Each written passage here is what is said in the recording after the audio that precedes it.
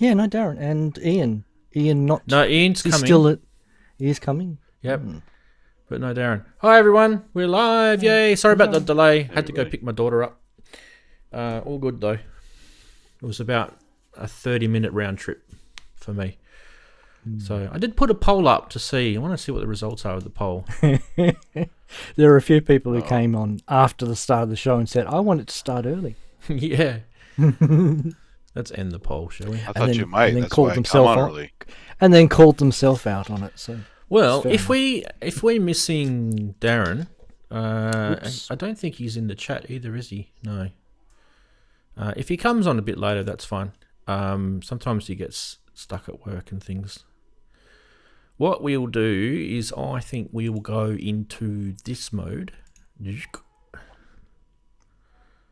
I thought Daren might have heard the dog snoring and said that's too much, and he dropped off. So he might. Well, he should have seen the message. No, I'm just kidding.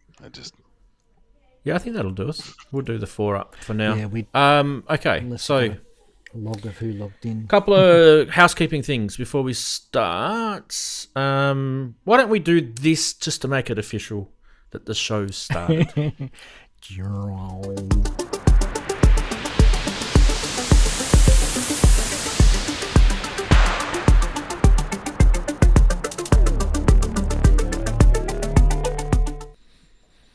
Brilliant! It started! Yay! I'll just go back to that.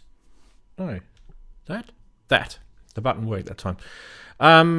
Ian said that he's going to be joining us, so I'm not sure how. He said 20 minutes or something. Anyway, that's fine. Welcome to Synth Geekery, episode 260. 5 years worth of this show, people. I thought I'd get some notes up just to sort of bring a few sort of formalities, I guess, to the start of it. Anyway, welcome. I'm glad you guys... Oh, what happened there? Did you see that? It kind of went... I was looking away.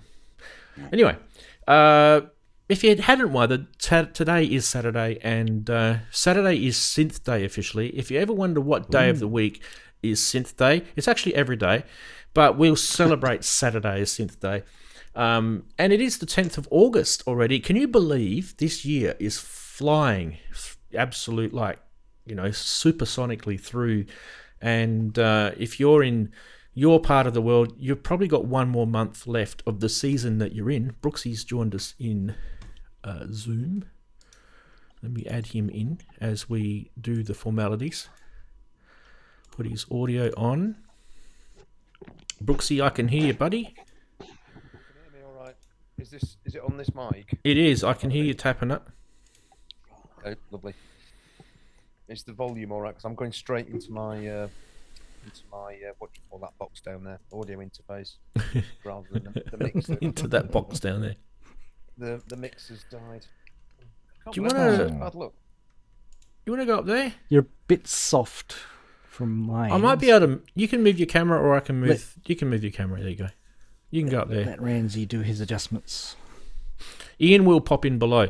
Right, what was I saying before? I was saying that, I'm going to kind of read a few notes here, but we've been streaming on this show now for over 5 years. And if you're wondering where we stream from, it doesn't really matter. It comes from YouTube. So wherever you connect to the internet is probably where we're streaming from. But physically where I'm sitting and not far away is where Chris is sitting. It's like probably couple of kilometres down the road. We're coming from a city called Perth in Western Australia. It's probably somewhere that a lot of people haven't heard of if you don't really know much about the Southern Hemisphere. But we're Aussies, we're Australian, and yes, we do actually own synthesizers down here. They did take a while to get them down here, though. They had to send them on a boat, and people got scurvy, and there was a few convicts, and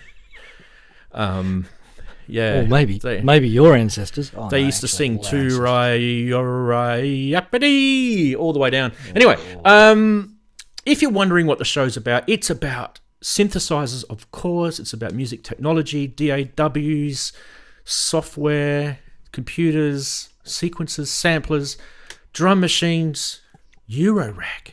Wow. We cover a fair bit. I'll be honest. We cover a fair bit, and don't expect us to know it all, but we pretend.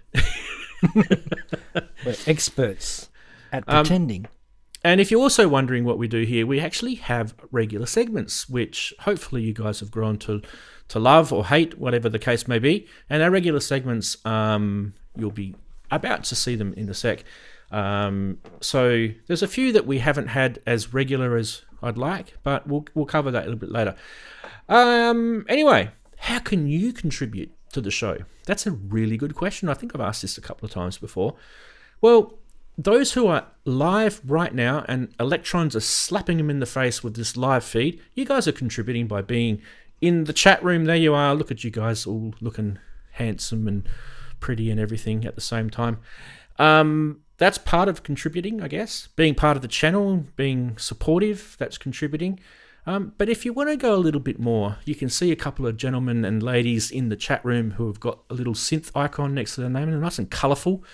They're channel members, which you can do through YouTube, which is the button just below. You'll see a join button. So you can do that. It's pretty cheap to do that too, by the way. And that supports the channel. And I do actually get some money from YouTube. So it does come to me and I can use it to pay for things like the lights and Zoom and internets and things like that that keep the shows running. You can also use Patreon if you like. So you can do that. Or if you want to, you can also jump on the show like Brooksy's done, who's sitting right next to me at the moment. And there's the link there. It's also pinned in the chat. You can jump on to Zoom. If you want just your audio, you don't have a cam, you can do that if you want to. You can sit there in your undies, as I say. What else can you do? You can contribute by putting a Name That Synth a video together and putting it on the show. And we'll talk about that a little bit later. I did say we we're going to talk about that last show, but we never got around to it. So we will talk about this show because I feel like it's a timely reminder that we should probably get that segment back up and running again. And the last thing is we have Discord that runs during the week when we're not showing a live show. And there's your link to Discord. I've noticed that there's a few new people that have jumped into Discord of recent, so that's good to see you. Please continue it. Some weeks are busier than others. It just depends on the things that we've got on, but Discord is good. I like it. Just a reminder too that everything that we show on the show, videos, links, pictures, everything like that, is actually replicated through a blog article that's posted on the Ranzee.com website. I've actually owned the domain synthgeekery.com as well. I might actually set it up so that both of them link to the same website, but I'll get onto that. But you can see episode 259, which was last week's, there, and I can just click on that, and you can see all the stuff that we showed, all the guests we had, and even a link to the show if you want to watch it again, links to photos, websites, prices, pictures, even PriceWatch. So all the things that we show on PriceWatch, all the links to the actual auctions that are on PriceWatch are in there as well. So hopefully you guys do enjoy that, because that's actually part of this community that we've set up here. And probably the biggest part of the community is these guys that you're seeing here on the screen. So we've got Chris and Ian, and Ian's not here yet, but he will be, and Andy, and also Brooksy. We'll say Brooksy as opposed to Andy, because Andy's on the far right and Brooksy's in the middle. So who shall we start with today to say, how's your week been?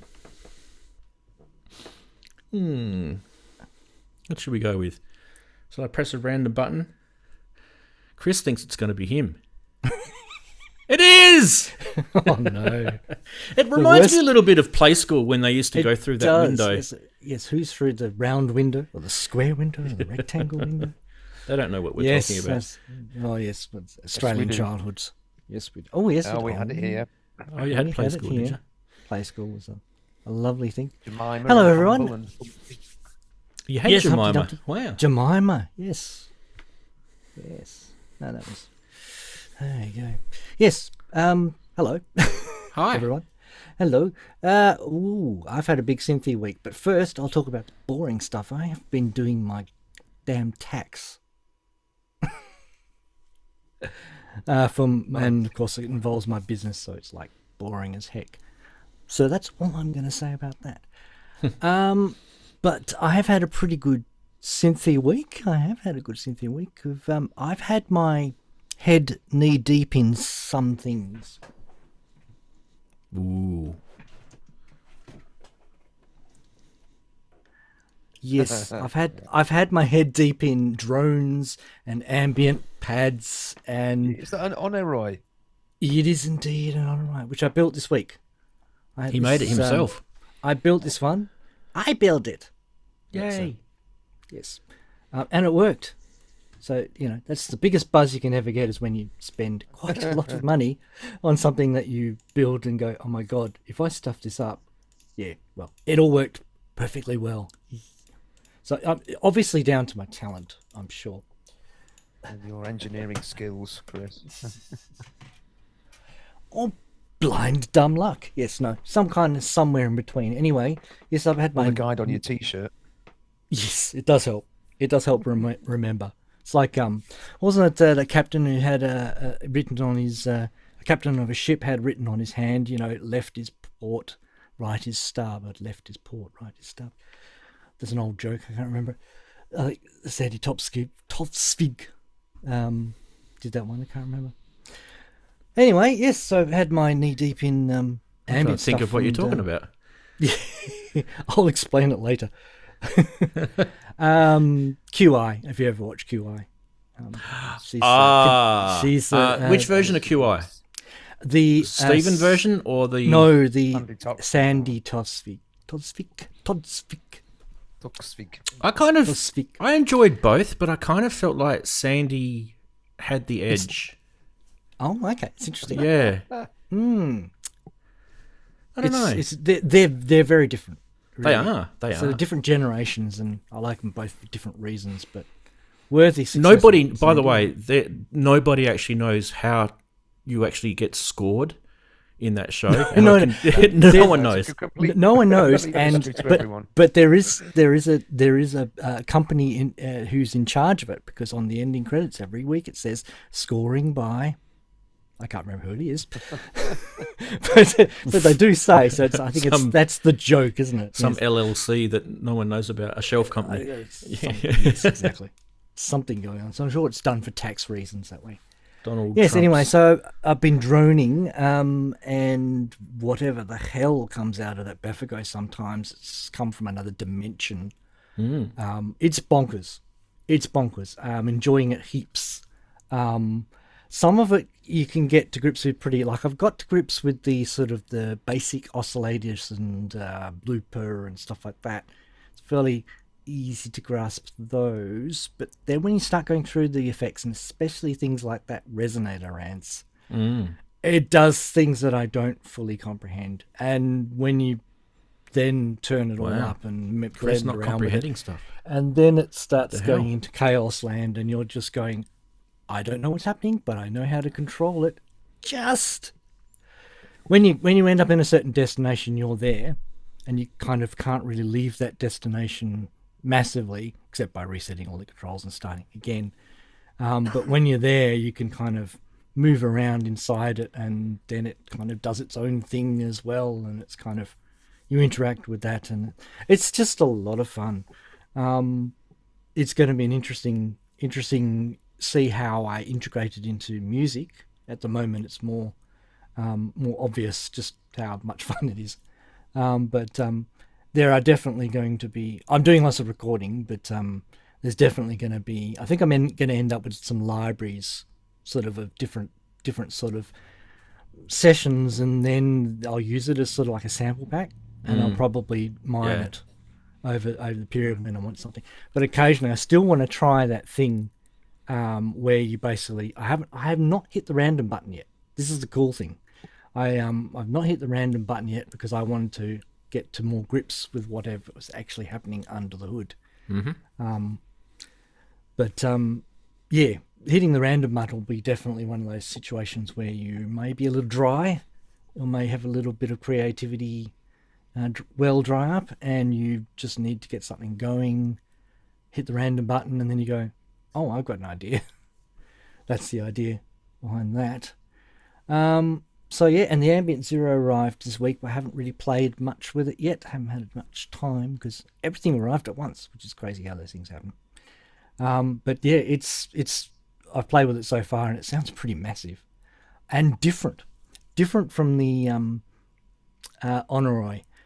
They're kind of different worlds. So the Honoroi is very much about controlled chaos. So yes, it does its own thing when you don't have anything plugged in, but when you start patching things into it, like I was getting much interesting results, somewhat controllable when I was controlling the pitch CV with a slow step sequencer, created some really interesting textures, and it was controllable. It was repetitive, so you can kind of get that kind of loop feeling, but each iteration of the loop does sound slightly different because the element of chaos that's in there, which makes it quite engaging. And then, it's probably things going on with gain staging and distortion and overdrives and weird stuff going in there. I think I'm not even sure if they quite comprehend it, but it's cool. The Ambient Zero is much more of a it's a bit more directed.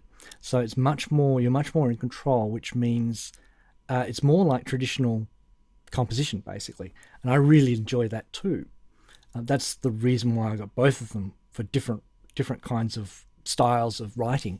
The Honoroi is very much something I can really get deep into and really get the rest of the modulator modulating and start ideas, whereas the Ambient Zero is much more of a, okay, I really like that sound and I really want to tweak that drone sound, and now I'm going to load in a sample from such and such for my noise sample. You start getting, and you have a clear idea, a bit more of a clear idea of what you want to create. I find the Ambient Zero is quite good for that so far. Certainly it's I need to explore it more, obviously. Haven't had it for that long. So I'll probably just rambled on a bit, but the one last thing is the store DJ had a Behringer sale this week. Rant probably knows that. And I did pick up another 110 voice, and I picked up a 962 switch, which I never got for the 960, because they were selling it for 55 Australian dollars, which is insane. So I said, I think I should get that now. So yes, it's very hard to. It's very cheap stuff, the Behringer stuff. So when they discount, it's just a no-brainer, isn't it? Some stuff. I didn't get any 2500 stuff because I couldn't decide what to get, and I also realised I don't have the room, especially with all the stuff I've got here. That especially stuff has arrived in the last couple of months. At risk of getting overwhelmed, so I did the minimum. Just got what stuff I knew I needed.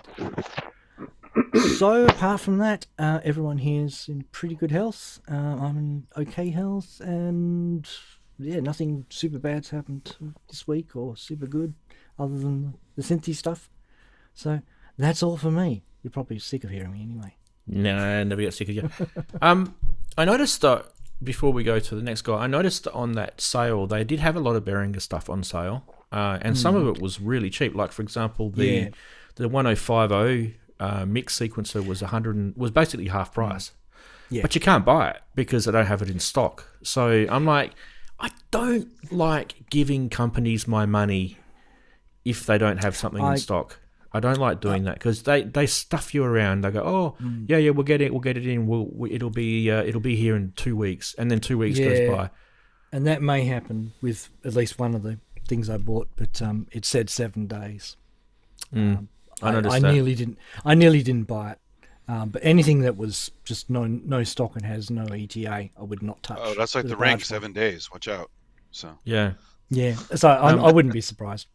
By the way, Brooksy's just popped out of Zoom. I'm not sure what's going on, but hopefully he comes back in.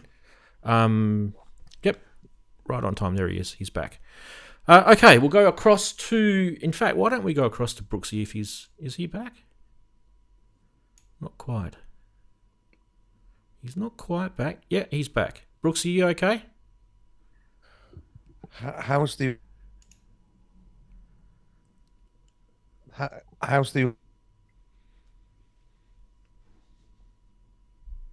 Oh, Your audio worked, right? You said, how's the, and then we didn't hear anything after that. It's being funky. It's back. It's back. No, I need a reboot. You gonna do a reboot? How long? Yeah, it was to be. I kept getting messages saying it's done it again. Yeah. Do a reboot, mate. We'll come back to you. All right. I will go to Andy next. Zoop. Hey, mate. Yeah, Mr. Bedhead, how's it going? Yeah, I was like, I actually got here early today. I'm like, oh, this will be great. You guys are. They're not here. Oh, there's a dog snoring in the background. So I did record the dog though, so I'll make a sample pack out of the dog snoring. Oh my God! Don't do that. Oh, just for this the little. No, you can do it for yourself, but don't give it to me. I mean, it's like it's white noise in my house now. That sound. I'll process it so much you won't even know it's a dog snore anyway. So we have to shut our doors at night. Because it's that loud. Yeah, it is so loud. Yeah. Definitely, the poor doggy definitely has apnea because there was a lot of gaps in there. So. Yep. Anyway, so mine's short and sweet. It's been a pretty mundane week, so not much to report. Although I did spend a bunch of time on a wacky modular set for Hardware Jams Fest, and I already had a day yesterday. And today, my set is playing today. I think Brooksy's set's playing with Grace today. A few other people are in there as well. So go look at the list. If you go to the info for even though the video hasn't started yet, if you go look at later on today, if you look at the video, it'll show you the performers before the show starts. So I think it starts at 11 a.m. my time. So that's 7 p.m. UK time. Et cetera, et cetera. You guys can work out the rest. So that's day 2 of Hardware Jams Fest 3. So 3 so far. It's pretty cool. And just for fun, I got something recently on my phone that reminded me that I need to get back to my micro streams. Look at this cute little ant. Isn't that awesome? It's focus stacking. So you can actually take the minimal depth of field and you do focus stacking. And I need to start doing that more because it's really fun to do focus stacking, but good stuff. So that's about it for me. Happy to be here. Beautiful. Awesome. Now Brooksy did pop back in, so we'll see if he's definitely mucking around with his camera and getting stuff set up, but what we'll do is we'll let him settle. Where are we? Wrong one. There he is.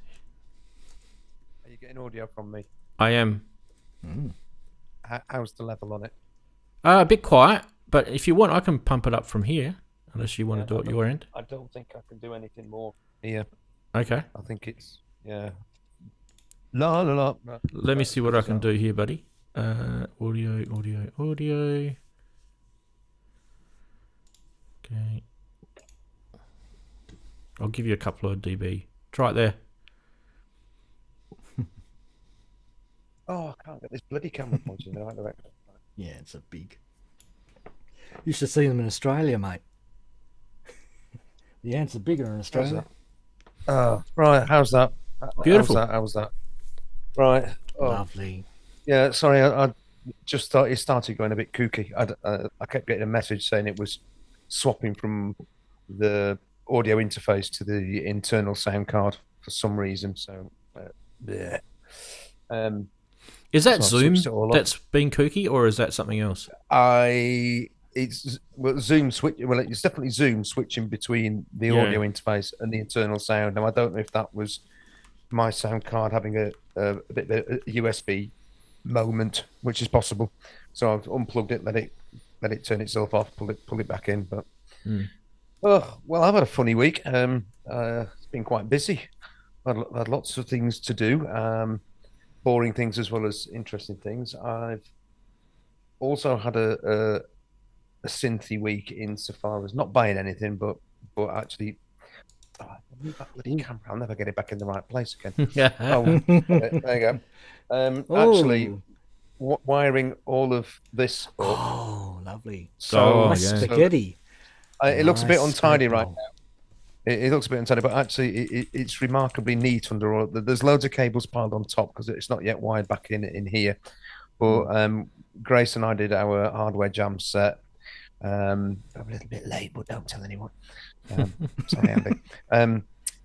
Because Grace has only just got back off tour, so she only had a couple of days in which we could squeeze it in. So I've been getting all that ready and wired up so that it was predictable working from. Yeah, I thought it was funny. I got mine in before you guys got yours in. Yeah, I know.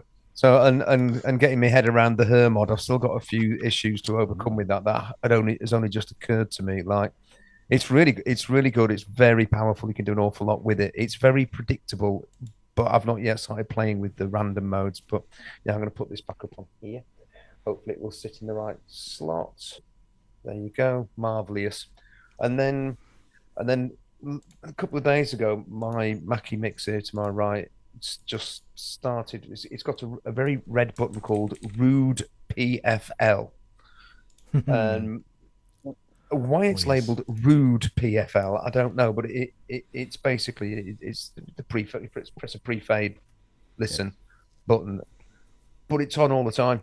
And it's just flashing. And I've tried to squirt stuff into the pre-fade, the pre-fade listen switches and the faders and give it a good scrub. But now it's just going and I can't do anything about it. So I am really irritated that a desk I bought because I hoped it was going to be reliable has now died. And then last night, if there'd been a pub last night and I'd been on the pub, honestly, it would have been a proper comedy moment. Because I was sitting here, and 1 minute, and the next minute, I've actually gone out back through that door, right?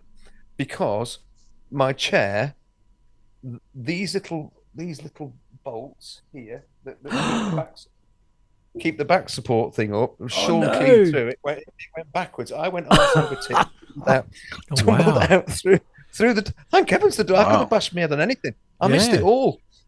Oh, you're lucky. I missed a lot. Wow, lucky bugger. I missed a lot. So near-death experience. This morning, I've been to IKEA and bought myself another sort of studio chair, and I've just spent an hour putting the blessed thing together, swearing a lot. Do the bolts up tight, Boxy. Don't miss that Allen key. Oh no, I've got drawers full of those Allen keys. But it's actually quite comfortable. It's a bit upright at the minute. I've not quite worked out how to.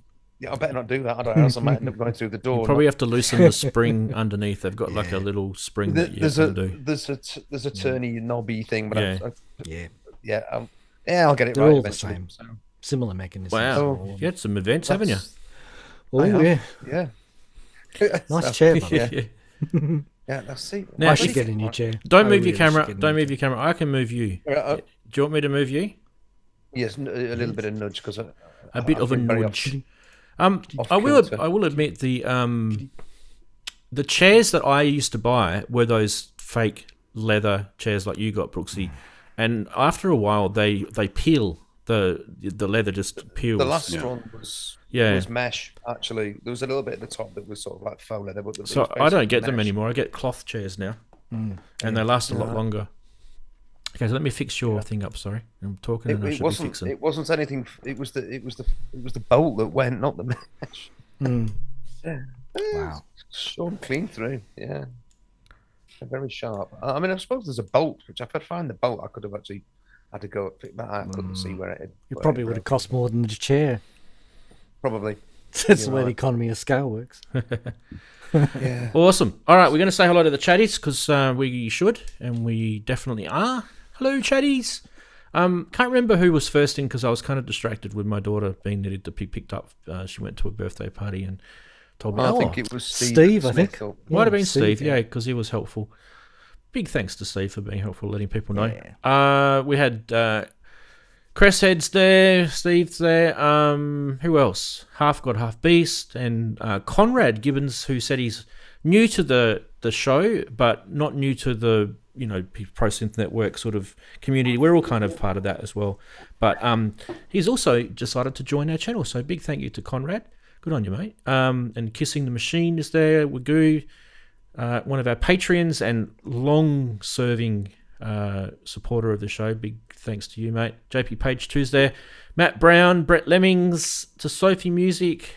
Who else? Did I say ASIO Head? No, I didn't. Big hello to Bert. And we've got Paintopia, who says hi. Big hi back. Right at ya. We also have Mr. Kent Spong. We've got a question for him today. If he's got 5, he could jump on the show. We could ask him. I don't know if he's busy. Usually he's busy, but we'll see. We'll see what he can do. He might like the question, actually. Mr. Dr. Synth Manny is there. Big hello to you. And Neil Wharton. And who else? You guys else? Who have we seen? Pat Brady. We've seen Tracker Jack. It's awesome to have you guys. And I saw Human Error as well. Who else? Did anyone else see anyone? John Simpson. David's there. You guys will see him as Asef Stripe, which is his music handle. Monica. Yeah. Legacy Changed his name to Monica.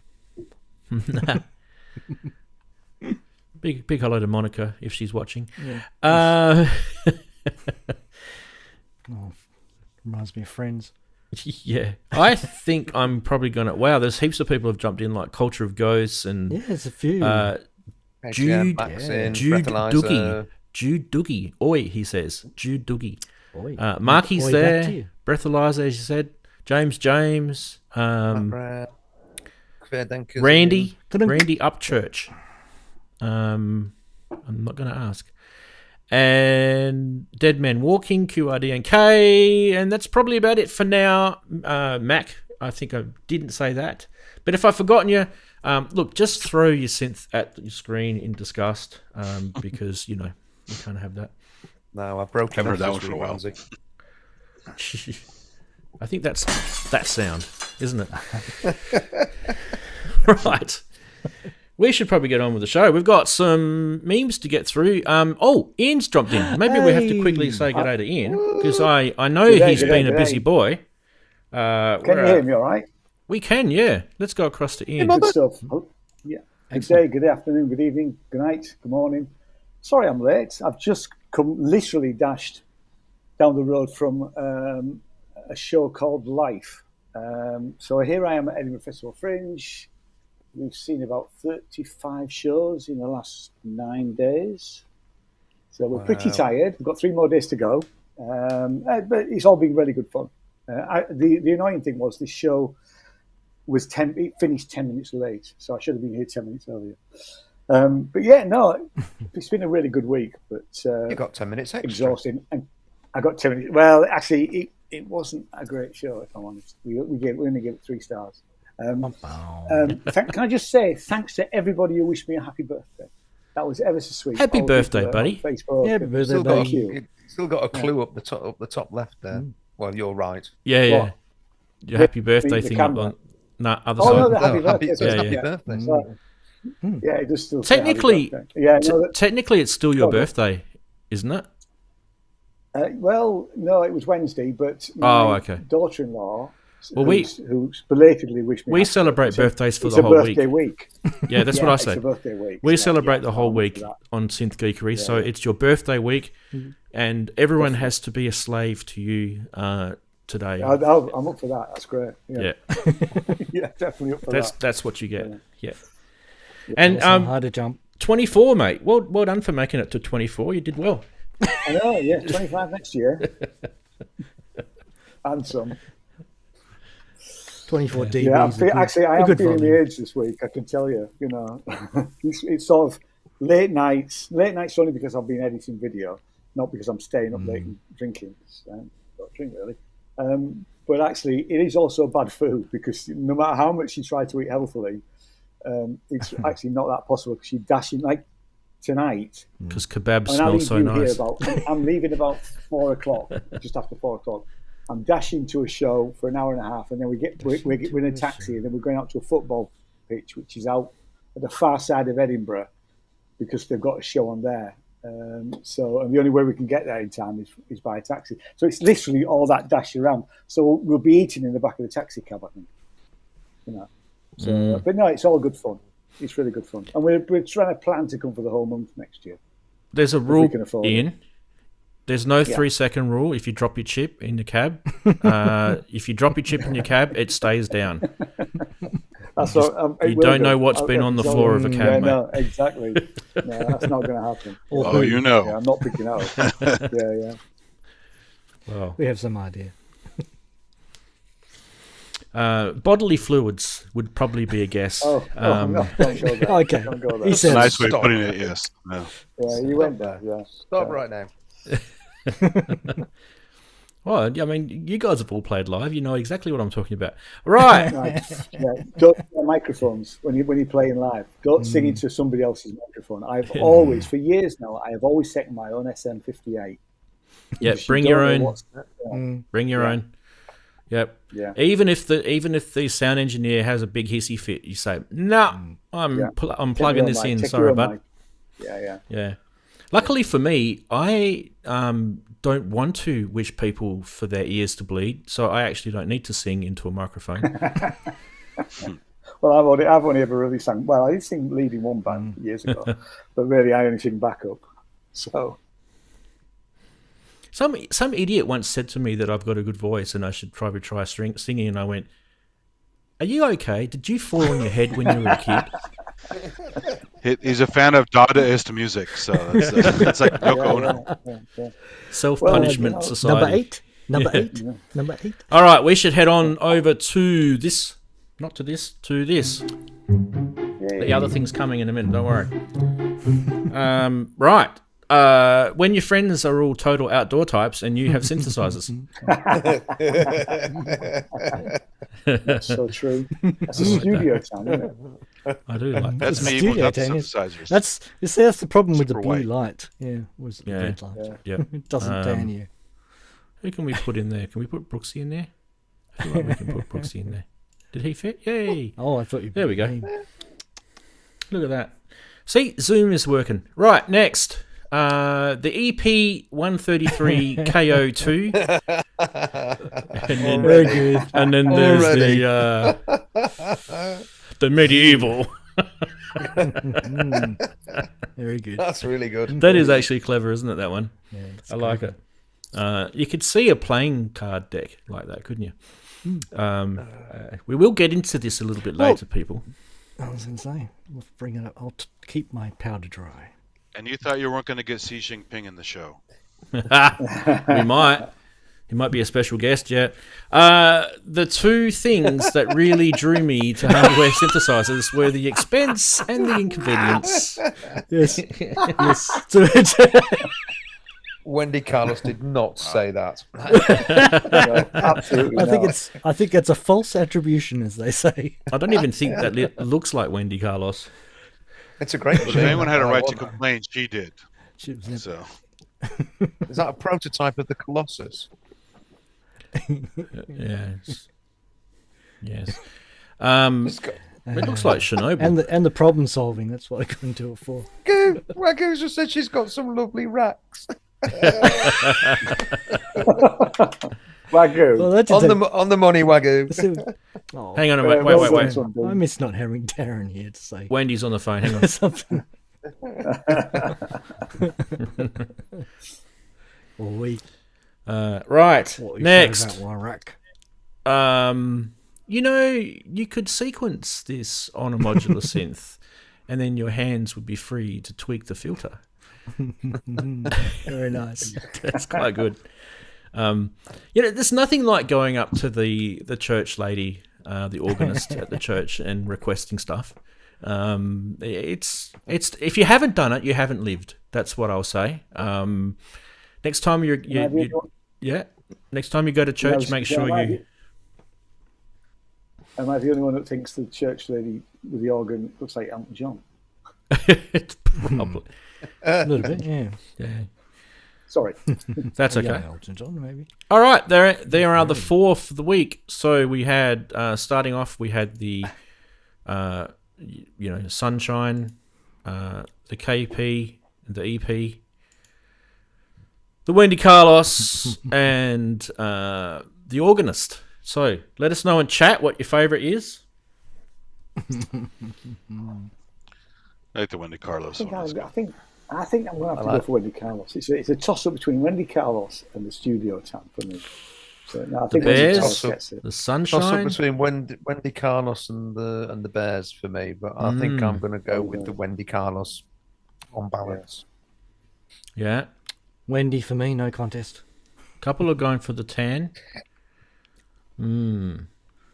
Except I would add, the problem solving. I think it's definitely. Oh, geez, I don't know.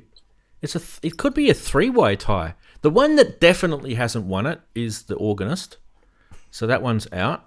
Yeah. Sorry, Sean, you're probably out on your own there, bud. I think this is a three-way tie. I think we're going to have to go with a three-way tie, guys. It's definitely Wendy, it's definitely the Sunshine, and it's definitely the Winnie the Pooh, the Bears.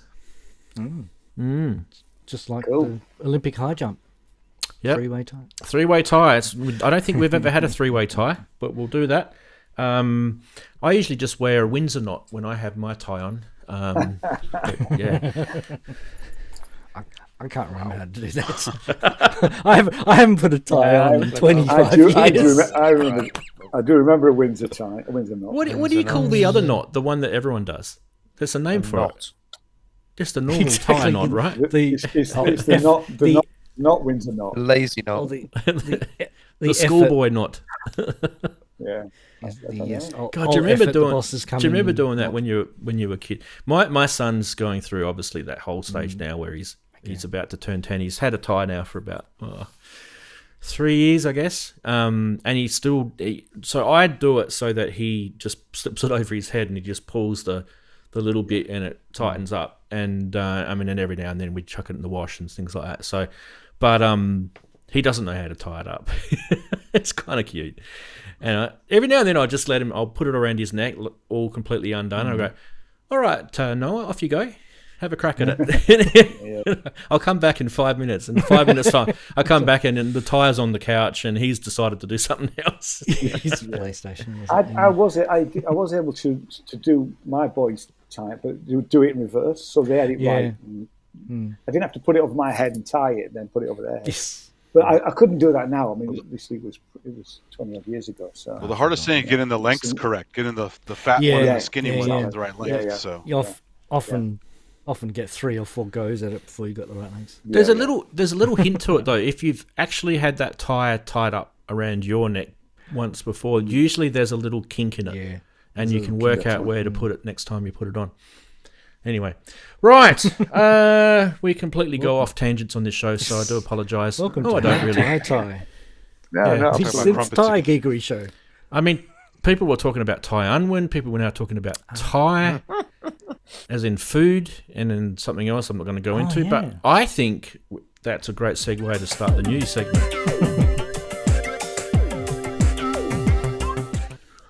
Because we do have to talk about this, and that is the new teenage engineering extravaganza extraordinary. Who's actually here? Ian's here. I put Brooksy in the last one, so I might put Andy in on this one. No, that's not Andy. Grr. Hey, look at that. There he is. There we go. All right, so I'm not leaving you out, Brooksy. I can actually whack you up in the top right-hand corner. There you go. You're up there. There I am. Who wants to talk about this first? The new EP, the Medieval, the EP-1320. It's so daft. It's brilliant. It is pretty daft, isn't it? It's Collection of sounds, actually. It's cool sounds. I mean, Very let's Python-esque. choose a whole musical area that most people aren't the slightest bit interested in, and see what we can do with it. I mean, it's just lots of craziness. It's so good that I think they're going to sell bucket loads of them. I think people are going, "Oh, this is great." Oh, I think, and I just, I love the way they have illuminated the manuscript. What thinkest thou? It is clever, isn't it? It is clever. I mean, that video there is absolutely well bonkers. executed. It's just It's really so out there. I mean, I couldn't. Should we have a look at it? I watched the, Yeah. have a look at it. Yeah. Why don't we have a look at it, and then Ian, I want you to tell us. Yeah. I'm getting a particular film clip in my mind when I watch it. It's Wickerman meets.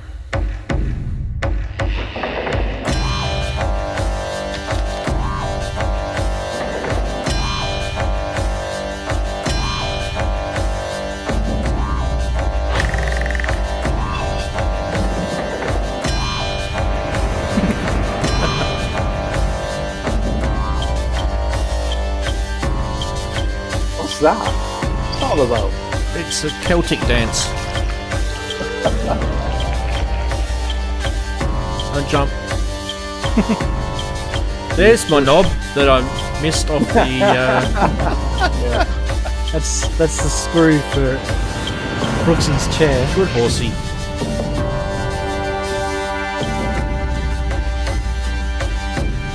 All right, we'll stop it there because I want Ian's comments on this specifically. Go in.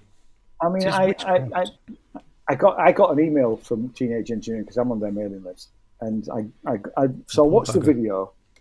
I know, and most of their videos I don't bother watching, but I watched this and I thought, oh, all they've done is actually they've just got some new sample pack for the the KO version, and you can hardly see it in the video. And I thought, so then I did, I had 5 minutes, so I did a little bit more. So I thought, I can't believe they've done this. It's actually another, and I think I've said before, I can see them doing a whole range of these. Clearly they are, but this is not where I expected them to go. I love it for all the wrong reasons. I won't be buying one, but I think if I have a project, I can see. Actually, I'm here seeing lots of dance companies and theatre companies. I can see theatre companies buying this to do their sounds with it. Rather than electronic. It's just. Tempest. I mean, it's absolutely ludicrous. And it's that's got Latin on it. It's got to be a bust. It's got calligraphy on it. I love it. It's gorgeous. Apparently, the buttons really do smell of chocolate. The brown buttons.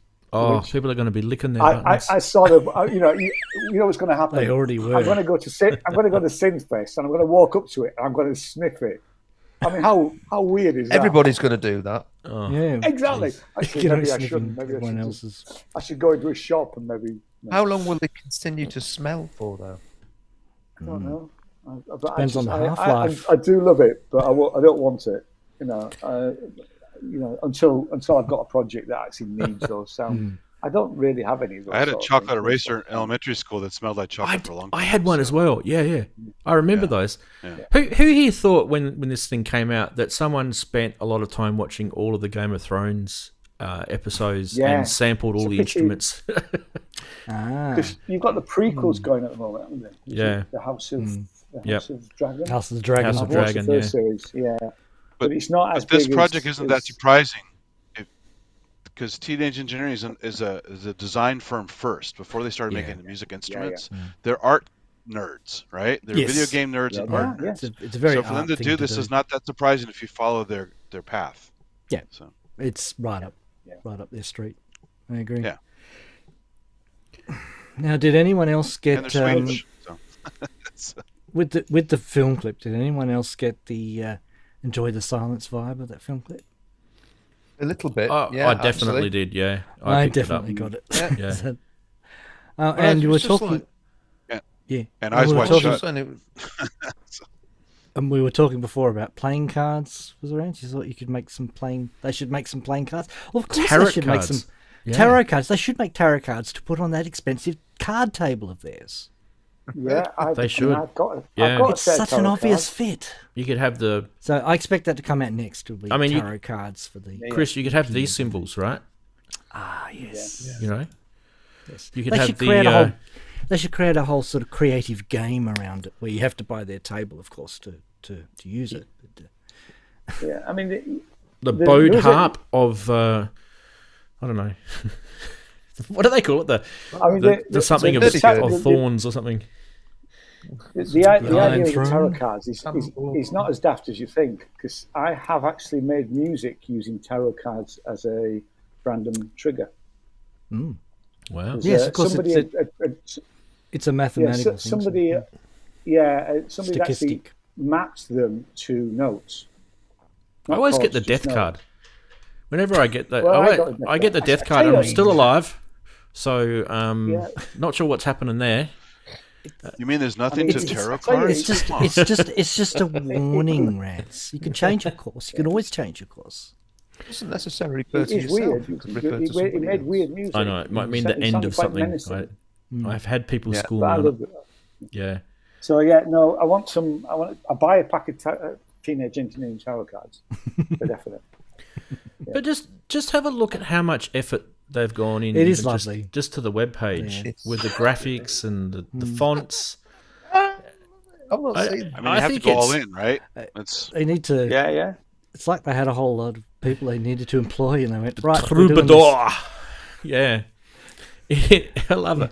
lot of It is a talent pretty. out there It is a in pretty. I think this just kind of invites fun, and I think any musical instrument fun that is the main invites thing. fun is a winner in my book, because you don't want to be feeling like you have a challenge that's laborious when you've got an instrument. You want to feel like you're going to be having fun with it, and there's got to be a connection, a happy connection. A love affair in a way. Yeah, it's good. It'd be great if they had the rights to put Braves for Robin as the demo song. So Is anybody going to buy it? The film clip was like a cross between a Depeche Mode 90s film clip with a bit of Monty Python's. Echo and the Bunnymen. I said, it's Holy Grail meets Wicker Man for me. Yeah. Yeah, Wicker Man, definitely the Wicker Man. Yeah. I just And it's one of remember my that favourite movies. is that Wicker Man. Depeche Mode one where they had the fire and they had that old car. That kind of reminded me of that, with that kind of sort of barren sort of landscape thing happening. It was Silhouettes. Yeah. But there's been a lot of memes Romances. this week coming out. I didn't put them on because I didn't think they quite got the joke right. But there was like, we are the knights that say eki eki. They didn't quite get the joke right. But It's me, isn't it? someone should do it properly. They changed. Yeah. We are now the knights of Did Eki, Eki. Eke. Pretend- remember Behold, that. behold, behold. yeah, Yeah. Yeah. Anyway, who's buying one? I'm not I'm until not I allowed need to- one. I'm When I not need allowed one, to buy yes, I'll anything. buy one. I think the price is great. £300. It's great. $299 US. tempting. Actually, it's even cheaper than £300. Yeah. Pounds. Yep. So it's Yeah. probably more like about £250, I would say. Yeah. It'll be about $500 when we get it, Chris, which So is not if too you don't bad. need It's one not right bad, now, yeah. Same price as probably- the other one. Keith said he in bought 6 one, it months, cost probably 13 get it for 100 groats. quid. Sure, 13 groats. And a bottle of rum. 13 goes. The thing that a lot of people were peed off about, though, was the fact that they added that sample feature on here that wasn't on the On the original. the other one, Oh. which kind of got a few people They'll butthurt. update. They'll do oh, an the update. original doesn't Hopefully sample. they I didn't do. know that. Update, yeah. I haven't followed it too much. Yeah. That is interesting. Has it got an SD card? Can you put your own samples? You can put your own samples into it, can't you? Yes. You've always. You can. Yeah. Yeah, I think it was SD card. So, Yeah, but do surely packs or they'll do a software update. It would be exactly the same firmware inside, won't it? Same hardware, same functioning stuff. I would have thought so. Does it have an SD card? I don't know. Can't remember. I'm looking at it and I Well- don't think it does. I think you get I samples. heard the samples are in ROM, so you don't lose them. But then you There- have no, space there's- for loading your own. No, there's 32 meg of user sample memory. So there's 128 meg total, and 96 of that is the ROM, and then 32 you can play with. But the way I understand it is you bring the samples in. It says USB-C. Yeah, USB-C. So you mount it. Not that kind of mount. Well, you could. Yeah, right. You mount the drive, okay? 64 megabits. Yeah. Down to the gutter. Do whatever you want. Yeah, that's behind closed doors. As long as they're consenting. It's a consenting EP-133. Are you guys getting me mixed up in chat? I didn't say the EP-133 doesn't sample. There's a sampling feature on this that the other one doesn't have, a sampling feature. So that people were getting butthurt about why the other one doesn't have that sampling feature. So I didn't say it didn't sample. Don't get it wrong. I think to me, 46K sampling frequency, 16-bit, it's kind of low-ish fi type sampling. I mean, it's probably going to be, that funky sample rate. Yeah. 37.15 or something. Weird. Well, the MX2 is 39K, so. That is true. Listen to some of those early Art of Noise albums, right? And that'll tell you what sampling sounds like back in the 80s. 8-bit 15 hertz. Yeah, exactly. Yeah, that's way different. Whatever it was on the Fairlight. Yeah. Anyway, it has a 15 hertz mode as well. It's lovely. The aptitude makes a good point that there aren't actually many early music medieval samples. I mean, it's not something I've ever needed. So, but now, now I've got this. So, I think they'll sell loads of them. Pieces, but not a whole collection. Yeah, I think they'll sell loads of them. And like I say, I bet next year, I'll see them up here at Edinburgh Festival Fringe. People who are using them. People are already using sort of. I've seen all sorts. Sniffing while they're playing it. Usual. Yeah. What? Why do I have the urge for chocolate? No, that. Yeah. Sponsored by See's Candy. Yeah. Hershey's.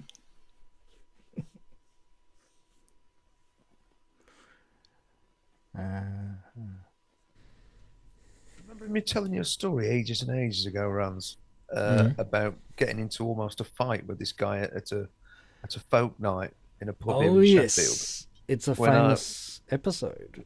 Yeah, the show that it's on. Yeah. Well, I was just thinking about that. I mean, electronics have no place in folk music. Oh yeah, I remember this. Yeah, you've just been singing down a mic. Your voice is coming out of a PA. You've got reverb and delay all over your voice. What are you talking about, you tithead? Have you not heard the Imagine Village? But now, and that was now of course, you could turn up to a folk club with this and completely blow their minds. Yes, what a great idea.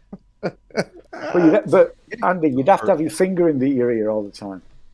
I'm wearing an orange jumper. Your finger in your ear. Yeah, orange jumper. Then you finish your set, and then they burn you at the stake. Oh, just do it in a big black sheet then. Big black sheet. You say, he must be. How did he fiddle those instruments in that black sheet? It must be a witch. It must be a witch. Burn it. Burn it now. 'Tis witchcraft, my lord. So they're asking me in chat what's the difference between the two that people are getting butthurt about. I have a feeling it might have been something to do with the sample memory, the difference in the size of the sample memory or something. Was the 132 and this is 64? I'm just trying to work it out. I think I haven't read the specs. I think the EP 133 had 64 meg. Right. Which means the other one's got 128, so that means it's double. Is that right? But I don't know. On the topic of sort of medieval style music and electronics, I mean, I mentioned it. Well, I didn't sort of mention to put it in the chat yesterday on Pro Synth Network. I mean, Dead Can Dance used loads of electronics all over their stuff, loads of it, and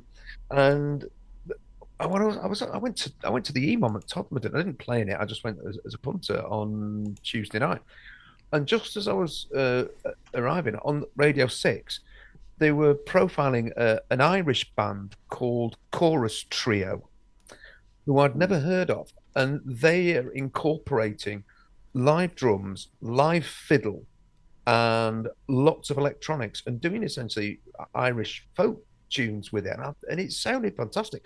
And I was going to investigate more of that. So this idea of folk, I mean, Ultramarine years ago were doing something similar, fusing, electronics and sort of dance music with folk. I've always thought there's no reason why it shouldn't, but of course, to purist folkies, you're a heretic if you say things like that. I mean, over lockdown, I played with the Strayfield, which is very folk-based guitar by Ryan Sherlock, and I put loads of electronics all over it because that's what he wanted. We had a celloist and all that. We never actually got to it in a room together. We played in other bands together, all of us. But we put an album out, and it is folk music, but it's folk electronica, because folk electronica is a genre now. Folktronica, yeah. Who was it mentioned something? Well, Bear McCreary is famous for doing some folky soundtracks. I mean, even though Black Sails is a pirate era stuff, not medieval, but it's still has hurdy-gurdies and all kinds of period drums in it and stuff. It sounds amazing. So that stuff is around. I mean, it's in soundtracks and stuff. Yeah. Especially. Okay, we should move on to the next. Next product is this thing, Gotharman's Touch Tool. This is. I thought this was quite interesting. This thing. It's a little bit on the pricey side. It's about €700 for this, but what it is a touch screen type, CV controllable module. Now, let's have a little look at the video. I'm not going to play the full 10 minutes of it, but I think there'll be some interesting things you'll get out of this.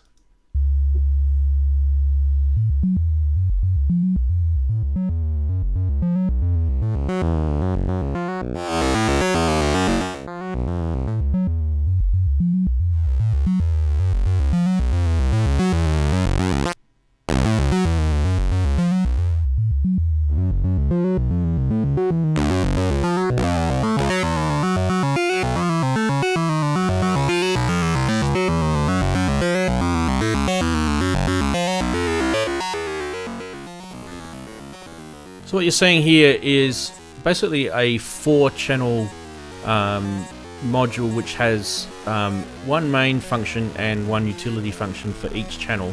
Any function can be selected for each channel, and for example they can be oscillators or LFOs, dual filters, effects processor, or a CV control mixer. Each of the 4 utility functions can be a touchscreen keyboard, a sequencer, a draw wave modulator, and CV recording is also possible into the draw wave modulators as well.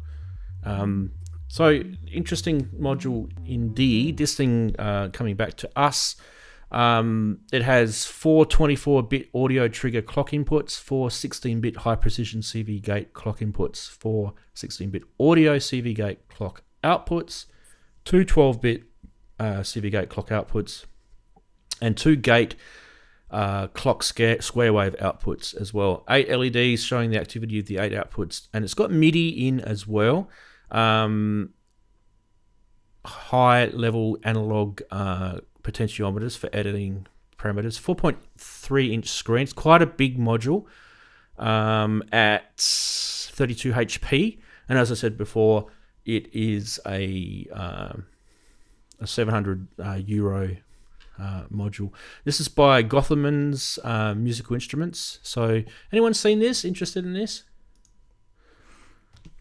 I checked it out. I haven't seen it. It's the first time I've seen this. Yeah, I've seen the little deformer, but not this one. They make a few products. Chris, do you want to go first? Sure. I checked it out today. It looks quite powerful. I'm not sure if it's for me. I kind of, whenever I see stuff like this, I think I don't really want to put so much kind of user interface in the modular these days. I'd rather have like either something like an MPC or the DAW for the computer to do that kind of sort of level of control. But it kind of seems like it's someone's married an ornaments and crime with a sort of a tablet and basically just created it specifically but it's created specifically, so it's very well optimized for eurorack. That's my observation. Is I think these guys have done a very good job of what they tried to achieve. They haven't just slapped it together; they've actually tried to make a better product. So I'm quite impressed with the product. I just don't really think it's for me. I reckon there'll be a few people who will probably be quite interested, though. Yeah, I kind of got the same vibe. It was a bit of a Ornaments and Crime, but GUI version. So if you had an Ornaments and Crime and just expanded that screen, it's got a small screen on the Ornaments and Crime.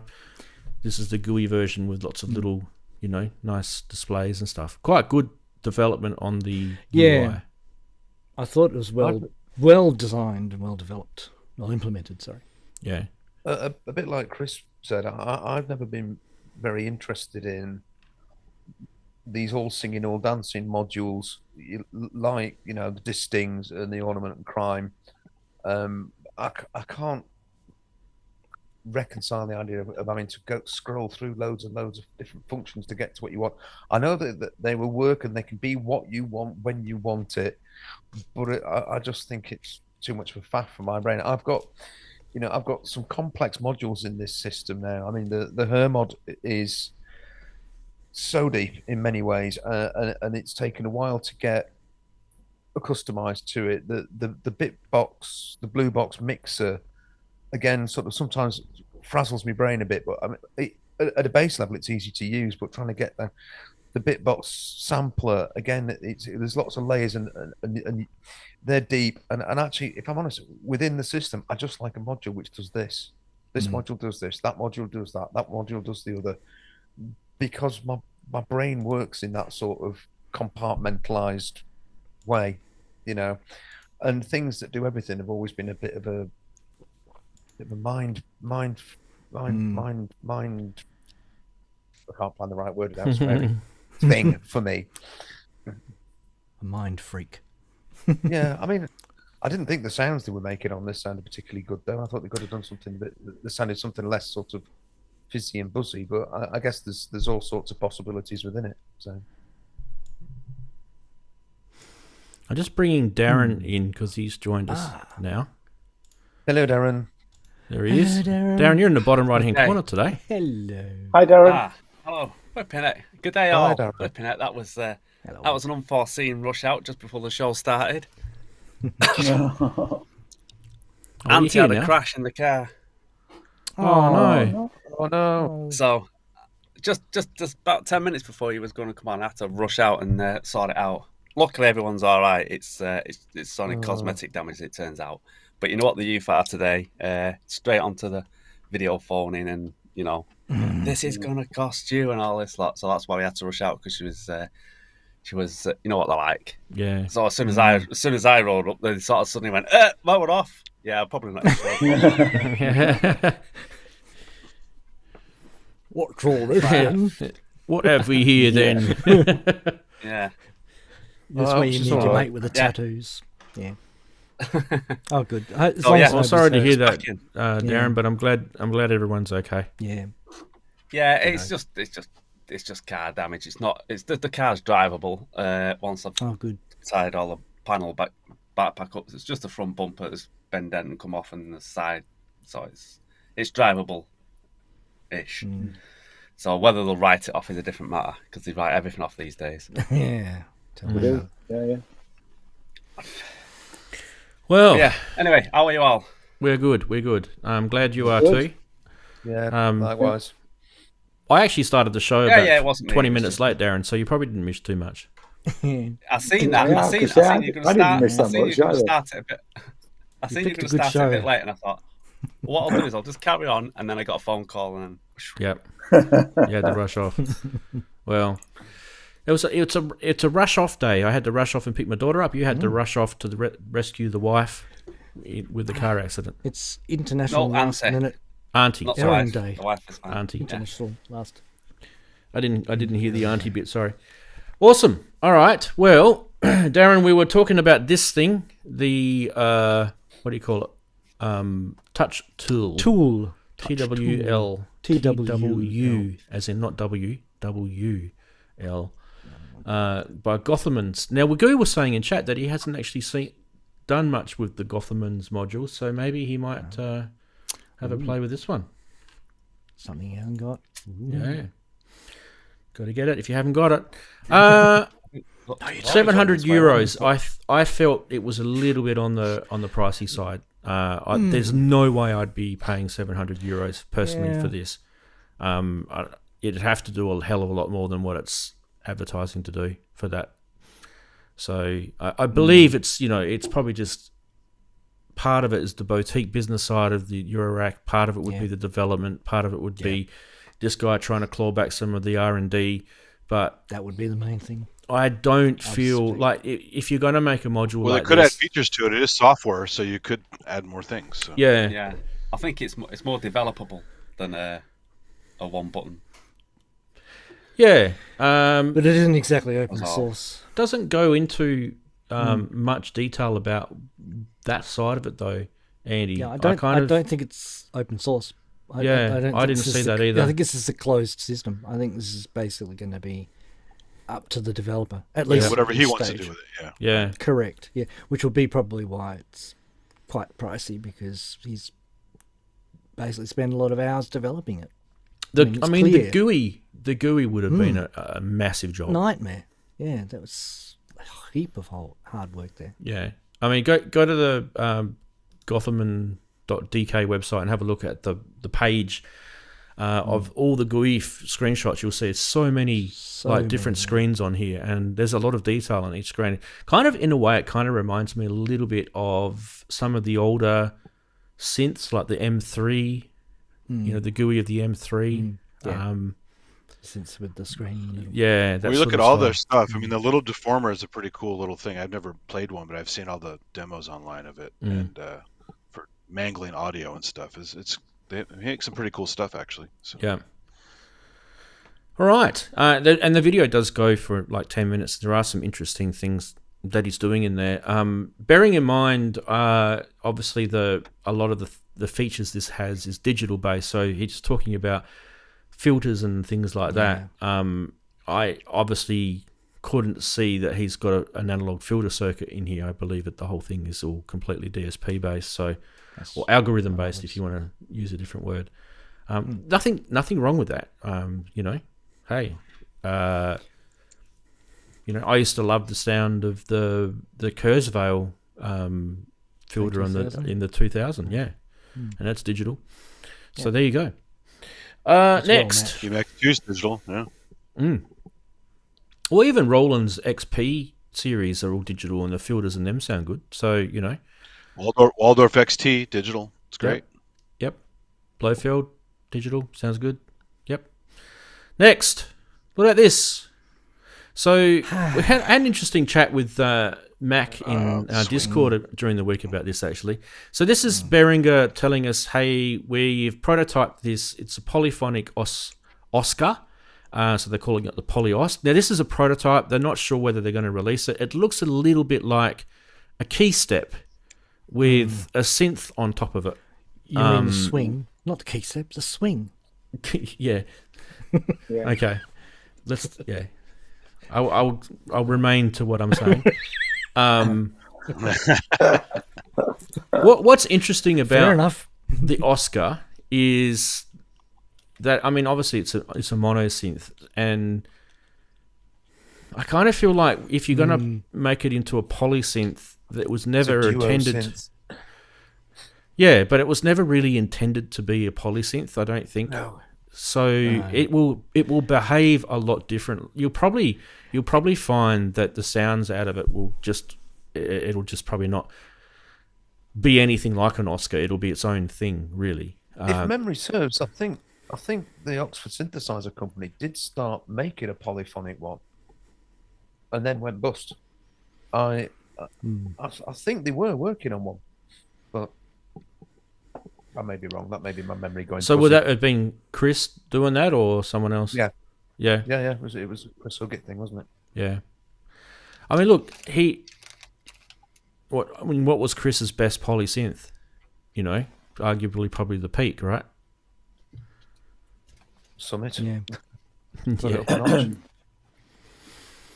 Anyway, so for example, so Mac said that he doesn't like the form factor about it. I don't think he really minded the the sound side of it, but it was more about the form factor. He felt like Behringer have already got a bunch of different form factors, and this is going to complicate the array of form factors they've already got. So if you look at the Poly D, that's a form factor. You've got the Deep Mind, that's a different form factor, and there's a couple of other synths that they've got. It would make more sense for them to put it into a like something like a Deep Mind 6 size case rather than and the form factor. I mean, the form factor of the original Oscar was pretty horrific in itself. I mean, it's those great big slabs of rubber all over it. To segregate the six sections.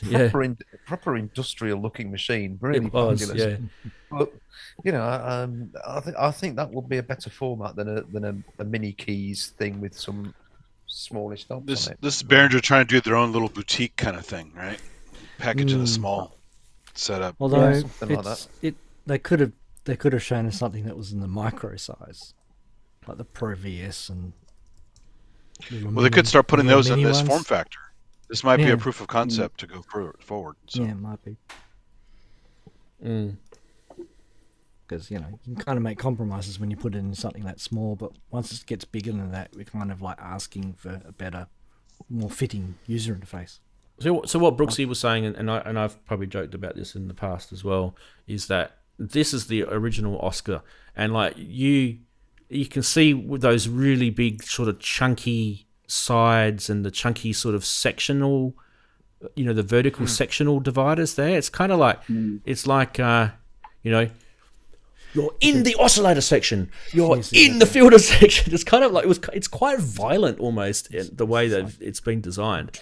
Do not veer your hand to the left. You are not allowed to. This is the limit. You can't just move across. You've got to lift your hand up and then go down. Too. So you could also stack them and protect the knobs. Well, you can play that thing on a bouncy castle and it won't get damaged. That's the whole point. Life goals, That's why people. It's so beefy. Life goals. You haven't lived if you haven't played your synth on a bouncy castle. Exactly. Doesn't everyone do that? Am I missing something? Oh no. I do love the Oscar, and I think originally. Well, I mean anything that these sounds were pretty cool. I feel like that's not a bad concept from Behringer. I kind of feel like I'd be interested in it. And Max got his point about the different form factors.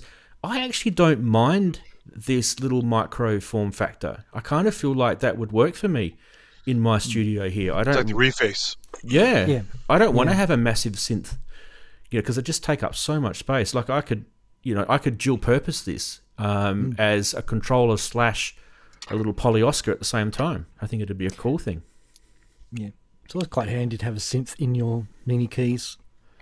Yeah, So when you need I to don't mind. MIDI I don't mind quickly. mini key. I don't mind mini key keyboards really. I mean, micro X and a the micro core. Yeah, and I've played them both live. Yeah. Keyboard on the microphone is CZ101. almost impossible to play. No, it isn't. Well, I found it difficult. Always found it difficult. I've played in 2 or 3 bands with it and used it quite happily. JDXI is mini keys. That's great. I mean, granted, mini keys are not for everybody. But I don't find them an issue. It's the short length of the keys on the microcorg. If you look at something like the key stand, the keys are the same width, but they're actually just that little bit longer. A little bit deeper. Your fingers can hit the keys and press them. And much more I've got easily. I've got a micro station, which is obviously a 64 note. And that, I mean, that's really the keys on that are better than the ones on the microcorg. They seem to be sort of just deeper, and and I have played that. I've not used it. Well, that's that silvery controller thing. Decent second. No, it's a controller, right? It's the microstation is it's a mini workstation. Okay. Guys, because I have their controller version. Before we sort of go off on tangents, some really good questions in chat. They're saying, what if Behringer do the same trick that they're going to do with the Elka SynthX, and make this a digital VA type Oscar synth? Would I still be interested in it? I don't understand why they would, but if they did, probably not. You probably got me there. I feel like, I mean, it's not much of a challenge to make an Oscar, because originally it had DCOs. Now, I know some people get confused about what does DCO mean. They're still analog oscillators, but the clock, so the tuning, the clock of the oscillator is digitally controlled. Can they fit those analog boards in the small box? Well, that could be the challenge. You know, if they can't, And then, heat and all that stuff. yeah, right? if they can't, then maybe it would be a VA or I'd an like to raise a FPGA type question thing. about the analogness of the Oscar oscillators, because it also does additive synthesis with those oscillators, where you can select different harmonics in the series, which is one of the things that gave the Oscar a lot of its character. So I don't know if they are pure analog oscillators or whether they're actually digital chips. Certainly the oscillator on things like the Wasp was digital, rather than an analog oscillator with digital control. So it'd be worth having a quick look at that, because if they're replicating that, then obviously it's a chip rather than a big VCO circuit.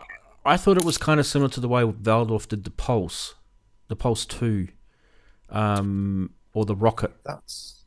They are analog VCOs. No, but they have that digital. They have that same digital thing as well on them, where because I know what you're saying. It's got the 5 preset digital waveform thing on it as well. On the Oscar, I remember it. But I do remember them being, I don't know, DCOs, analog based. So, because they talk about them as being analog waveforms and then having digital waveforms, so maybe, Maybe it was kind of a hybrid type design. But people who have owned these things will probably tell you better, you know, than I would, because I've never owned one. But I feel like like you were saying, Brooksy, the 24 different harmonics that you get out of this thing is kind of, you know, that's what made it cool. But then again, how would that work? Because I believe the duophonic part of it was only duophonic because of the sequencer, right? So, and then I think later on they brought a model in which had MIDI capabilities, and you could access more of the features via MIDI that way. But we're talking about the original Oscar, by the way. I don't know. You know, you had some digital stuff. You know, this is probably one of the early sort of hybrid synths that were around. When I owned the Waldorf Rocket, I kind of felt like it had a very similar sort of feel to it, to because I've never owned an Oscar, but I've seen them, I've played with them, I've heard them obviously, and I kind of felt like it had a very similar sort of pedigree about it. Just reading from the Wikipedia page on this, so take it necessarily with some salt, but the main difference from other synthesizers at the time was that its digital oscillators and control system. The oscillators have an array of standard wave shapes and variable pulse width, but the digital system also provides additive synthesis. So again, that's vague.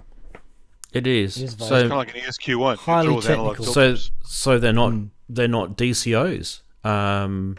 But if you look at Dead Man Walking's comment in chat, he's saying that they're VCOs with the CPU to a DCO to a DAC, which is kind of the way I understood it. So you actually have the two options in there, which is more of a hybrid setup. You know? Yeah, so the CPU is probably deriving the overtones, the digital overtones, from the VCO's output.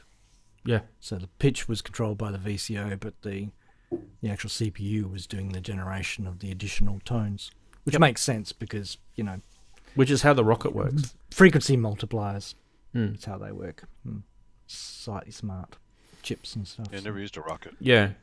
I mean, I know it gets confusing. Like there are synths that have got digital oscillators, which are completely different to DCOs, which are completely different to VCOs. And yeah, I think the problem is the word digital doesn't really explain it. Yeah, but I think there's I think the history of synthesizers is probably a better way to look at it, because the reason why these technologies were invented was to fix problems that people, as musicians, hated. Like, for example, they hated how their mini moogs went out of tune. So tell me about it. They invented DCOs to solve those problems, right? And there was other types of oscillators that were invented, like ARP invented their more stable oscillator, which was in the 2600. There's all things that we've learnt over the years, but I've always thought the Oscar had a very advanced sort of setup for its day. I mean, when it came out in 83, so 83, 83, 84. Yep. Yeah, it's pretty lateral. And it was pretty cheap too, if I remember rightly. I remember people were buying this at the time, and there was that kind of... There was a bit of a revolution going on in the early 80s, right? Ultravox bought a load of them to replace the Odysseys. Yeah, and people who didn't want their synths going out of tune. That was the reason why they bought them. Plus, it had some cool features as well. Yeah. So back to the Behringer thing. Do you guys think? I want to see it happen. Yeah. Do you think this would be achievable in a little sort of key step style? I think they can do case? it. Yeah. I think they can do it. They've got the wherewithal to do it. I think they can do it too. I'm not sure I want one. I don't really want one, to be honest. But I mean, it's a typical Behringer thing. If they put it into production, they'll sell loads. Well, if it sounds as off as the Oberheim does to the real one, then it's probably not that interesting, right? Yeah. But I As think you heard a of lot of people Oscar, that sounds amazing, right? The software. So. Yeah. I mean, I think a lot of people who buy Behringer stuff wouldn't necessarily think too much about that. Orbital use them, do. Daren. The Oscars. Oh yeah, a lot of Behringer people don't care. They just want a cheap synth. Yeah. I don't know if they still do, but they did, yeah. Yeah. Well, they don't use the it early, live, I don't think. the early stuff, yeah. You can definitely hear. You can definitely hear an Oscar. If Behringer do decide to produce this and make this, it looks like they're going to start doing a reface set. You can see a few others coming out that size. Yeah. Anyway, I just thought it was a good discussion. We've got varying opinions about what type of form factor it should be, whether it's going to be FPGA based, whether it's going to be digital. Like, what is it going to be? Well, I guess we're going to have to wait and see. I feel like Behringer were kind of saying when they were posting this on Facebook, they were kind of saying that we're not sure if we're going to do it, and this may just stay as a prototype. I kind of feel that would suck if they did that. Like, why show it to us? They always tend to do that, though, don't they? They want to start a conversation about it. It's a tease, but also, they do want to know whether enough people are interested in it. They're using it for market research, basically. It's cheap market research. There might not even be any all that hard work they did designing this swing. They want to get their money's worth, right? All that swing work. Yeah. Look. Yeah. At the end of the day, this definitely generated some discussion, and that's kind of probably the point of their post on Facebook, was to generate some discussion around it. Yeah. I've always wondered when someone's going to sort of reinvent the Oscar. That was kind of my thought on it. I know that there's VSTs that you can get, and I think GeForce do one, which is pretty bloody good. So that might be all you need if you want. I personally like the hardware stuff. So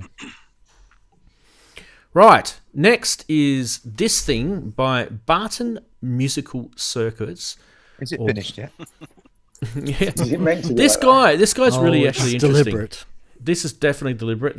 He makes DIY type kits, if you want to call it. And so you can design your own panel yourself. But this is kind of his caper. If you look at his modular system, I'll show you the video in a sec. You'll see it looks real crazy man's workshop type setup. Mad scientist. Absolutely. Bit like Sam. But computer. But I actually really think this is a cool thing. So this is actually what they call a diode break shaper, and it splits wave. It's a wave shaper basically. It splits waveforms into 5 bands, and see how you've got the +1, +2, -1, -2, and then you've got the 0. And so if you're thinking about like the levels of a waveform, if you're looking at a waveform going across your screen like that, right? And these are kind of like the levels of voltage would be 0 in the middle, right? Minus below and plus above, right? If you looked at it in an oscilloscope. And so if you literally sliced off part of the waveforms at these points, that's how you're shaping the wave. And this module gives you access to those various parts of it, which is why you can see that kind of little stepped diagram that he's done there, which is layer upon layer. Not the best diagram. Like a lasagna. Like a lasagna. Treat the waveform like a lasagna. Just drew it out. Yeah. Let's have a look This anyway. is Michael from Bright Musical Circuits. I'm going to do this in 2 parts. If you want to skip me talking, just fast forward until you see the oscilloscope. This is the new diode break wave shaper. What this does is it takes an input signal that would be a waveform, and it's going to split it up into 5 different wave bands. So +2, that would be the highest voltage one, so that would be the very top peak of a triangle wave. -2 would be the very bottom peak. -1 would be like kind of the middle third. 0 would be the absolute center, and +1 would be kind of that top third. And so what you then do after you've broken your signal down into these different bands is you then add them back together using these level knobs. And these can either invert or put the non-inverted signal together. And so you can have these different little phase changes within a waveform that weren't there before.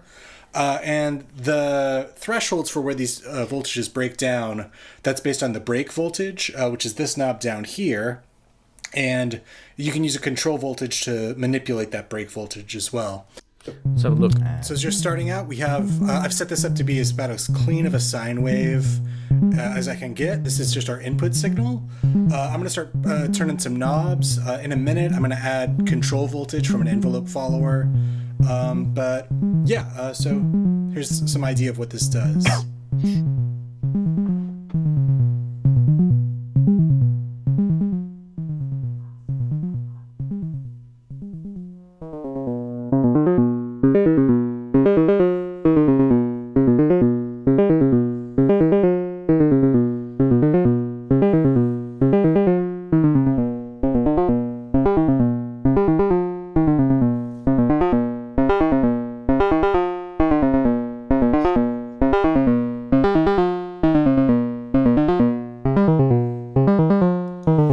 What you'd expect, right, from a wave shaper. That's there's no rocket science with this. But the interesting thing about this particular module, which some of you may not like, but some of you may like, is the fact that you can build this yourself through his website for probably around about $8 worth of PCB and your own parts yourself. This is really, really cheap way of getting yourself into Eurorack if you're not scared of touching a soldering iron going that past. Bit of strip board. And if you are, if you don't like touching it, you can get him to make one for you, or there's other people that will do it as well. Just have a quick look at the website anyway, because these are always interesting to check out. PC boards are available for $8 US. Unfinished Eurorack panels are available as well for another. They're 10 HP, and there's a whole bunch of information on his page here, which you can even like download a drill guide. So you can make your own panels, literally print it out. Very DIY, yeah. Very DIY. 100% DIY. His whole website is like this. So you know, that's kind of the cool thing. I mean, I like these little corners of the web. They're actually really interesting. One thing that's happening at the moment with me and Stephen Smith is there's a website called synthpanel.com, which I'm going to take over the hosting for, and the person that originally started Synth Panel was passed on some years back now. So, you know, that I find that these sort of things, they need to be kept alive. And guys that do this sort of stuff, there's so many little websites like this out there that people have made circuits and designs and stuff like that. And you just hope they don't get lost, you know. But anyway, that little diode breaker shaper module might come in handy for someone who's into that. You know, there's plenty of other wave shaper modules out there, but yeah. That sound is definitely becoming a popular feature of oscillators. I mean, even on the Mo Labyrinth, it's got wave folding in it. I mean, I know that this is technically different to wave folding, but it's a similar sort of sound. The introduction of these harmonics. Yeah, nice if that's what you want. When I've got the West Pest in my rack here, that does wave folding. I do struggle with that machine though, making it sound like it's doing something other than the same sound all the time. But yeah. Anyway, I like the way Noise Engineering do that part of the world. So you know, Brooksy, you and I talk about the Besimilus Iteratus quite a lot. But they've got other modules that they do. They kind of get into that wave folding / FME sort of kind of realm. And they're definitely not shy about saying that a lot of their stuff is digital based, which is, you know, it doesn't really worry us because the way it sounds is more important than what generates that. So yeah, you know, there's plenty of this stuff out there. If you go to Modular Grid and type in wave folding, it'll just be scrolling for ages. I think I've got 2 wave folders in my system here. They're both DIYs. Yeah. They're in other things. So one of them's definitely a complete wave folder from Synthratech. It's one of those 4 HP ones. That was a DIY. And I think there's a wave folder in one of my oscillators also from Behringer, I think it is. Yes, I think it's Behringer. Yeah. Has a little wave folder in it as well. Pony. So let's talk about this for a sec, guys, because I feel like it's a good newbie question someone will ask who doesn't really understand synthesis as much. Is there a difference between wave folding and wave shaping? Depends who you ask. I mean, folding is literally compressing the waves. Right. I think wave folding. Yeah, I think wave folding has a more of a sort of a defined context of when it was first used and who used it. So I think Buchla coined the phrase. Yes. Yeah. So I think they kind of traditionally you would say that would be technically a particular type of wave folding. But so are you folding it or are you clipping it? Well, I think to be a wave folder, you have to retain all the parts of the waveform somewhere in the output. So once you're discarding things away, you're kind of calling it's kind of more wave shaping. It's a shaper, yeah. Yeah, it's because once you start discarding things, once you start removing things from the original. Yep. So one is subtractive and one is not subtractive. One's more like a filter. Yeah. Yep. So it's a good thing to bring up. A real nasty distortion box though. Looking at it, I thought it's like a gristalizer, you know, taking out all these frequencies and bending them and doing that. But it came out sounding rather tame. For what I was expecting he was putting he was putting a sine wave into, but yeah. It'd be interesting to see with more complex waveforms. He was putting a triangle wave through it or something. Sawtooth wave through it would have been interesting. Square waves might be. It's funny. You can't fold the square wave. You can't really fold the square wave very well. It doesn't work. But the simpler waveform, the better. Yeah, a triangle or a sawtooth. Triangles and sine waves work.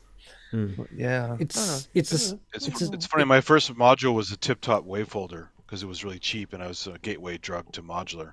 And then it made sense that they went into the Buchla stuff because they already were making wave folders and a bunch of other West Coast stuff. So, I mean, Make Noise is definitely West Coast style in their approach to things. Yeah, Verbose, a bunch of those guys. Yeah. Well, like a skew portamento type CV control can change or shape a waveform as well. So there's a lot of ways you can do this, and his way is through this diode break type circuit, which makes so what that means is that it gives you access to those harmonic voltages, which is why you have to have it with the diode. It's basically a circuit that's taking a voltage in, and then it's going, right, I'm only going to allow that particular voltage range to pass through in this signal path, which is why it's called a diode break. It's kind of, it's like a conductor of traffic, really, through your waveform. Yes, right. There was one other thing in news that I thought I'd share with you guys. And if you watch Sonic State, you probably would have found out that Akai have brought out another release. One last week, one this week. This time it's a VST/sound library for your MPC, which is part of the Air, because they now own Air. So it's part of the Air library. And this is called the Subfactory. The Subfactory is actually based on, it's all digital, so but it's based on the pretenses that a 303 and 808 all have these unique sort of bass characteristics, and let's explore that and give you some sort of tools and different modes that you can get into it. Now, I will show you, there's a little bit of a video, but I'm not going to go into the 10 minutes of it. But this is definitely a pretty cool product that they've brought out. Personally, I feel it's a little on the expensive side. If you're to get it today, you're probably getting it cheaper than what it's going to be. It's $68 US. Is that US or Australian? I forget now. 136 is the normal price. So I kind of feel that's on the pricey side. But let's have a look anyway. You might like it. Hi there, and welcome to the new low-end bass plug-in instrument for your MPC standalone and desktop, Subfactory. Subfactory is an exciting new plug-in designed solely for adding earth-shattering bass and 808s to your productions. From classic 808s through to motion drone and synth basses, Subfactory allows you full control over the low end in your mix. With cutting-edge presets, 2 wavetable oscillators, and 1 sample layer, more filters and onboard effects, Subfactory is the perfect plugin for your beats and productions. Let's dive into Subfactory. Now, to load up Subfactory, we want to head over to... It's a pretty interesting looking GUI, I thought, but let's just get into where he starts showing some of these sounds. This is like an 808 sound, right? Let's add some glide to this particular 808.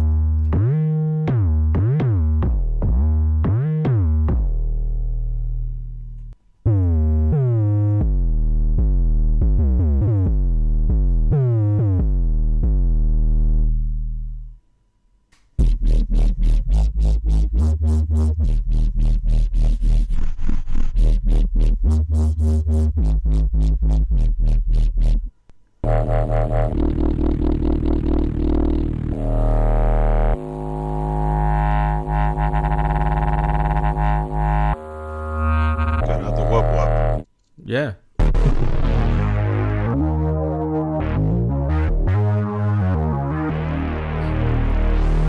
Greasy.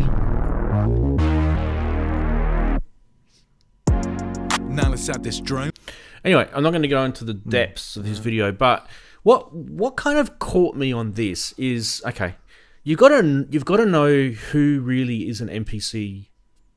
The main crust of their market is people who are beat makers, the drum and bass, the R&Bs, those sort of people that are beat makers. They love, and this particular sound library is right in that world, right? So it absolutely makes a lot of sense for them to do this. But what makes this even more killer is the fact that it actually has quite a lot of hands-on sound design tools on your MPC, which actually is quite refreshing, I feel.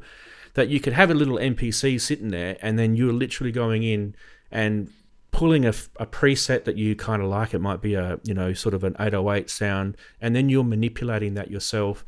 And as it's a sampling machine, you can then sample your own design. You can save it as a preset or sample your own design as well and use that. So I kind of felt like this was quite genius in a way. It's surprising that they haven't actually done it yet, or thought of it even. Anyway, other than the price, which is, I feel, a little on the pricey side, what do you guys think of this? When it said industrial bases, I really wanted something that would turn me into frontline assembly. Front 242. Rather than Frontal lobe. Drum and bass, you know. Different kind, you know. Yes, it's all about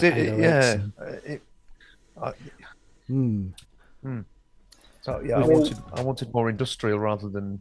Oh, there is. Like there's 808. There's a massive state video on it. Yeah, there's a massive amount of options in there. I mean, I just showed a taste of it. Reminds me a bit of Rob Papin's. What was Rob Papin's one? That plug-in. It was. I can't remember what it was called. I know what I'm trying to think of that too. That was the go-to for a lot of time for music producers that wanted to thunder, Predator, so to speak. Or, Predator. I think it might have been Predator. Yeah. I mean, I'm not the MPC guy, but I don't get excited by bass sounds particularly. I mean, all of those sort of bass sounds. I've got lots of those sort of bass sounds on other things anyway, because they sort of come with so many synths and so many, you know. So I don't generally get excited by bass sounds, because for me a bass sound is something that you put in with, you know, as part of whatever it is that you're trying to produce. And the thing I hate more than trying to find drum samples is trying to find bass presets. You know. But I mean, I'm not the demographic for this for sure. Yeah. But on that, Ian, I mean, I'm not trying to sell this to you because it doesn't make doesn't mean make any money. Like I said before, what kind of attracted me to the idea of this was not the actual presets, because they're dime a dozen, not the samples, dime a dozen. So as we scroll through here, you can see that they've added some extra kind of fizz to this product. So they've got wavetables and samples that you can access. Okay, there's heaps of that sort of stuff out there. Yeah, okay, cool. But then you've got all this extra modulation and effects and customizing features of it, which that kind of made me think, okay, now as a sound designer, I've got some tools that I can play with these sounds a little bit more. It's not the only thing out there on the market, trust me. There's plenty of VSTs that you can do this in your DAW.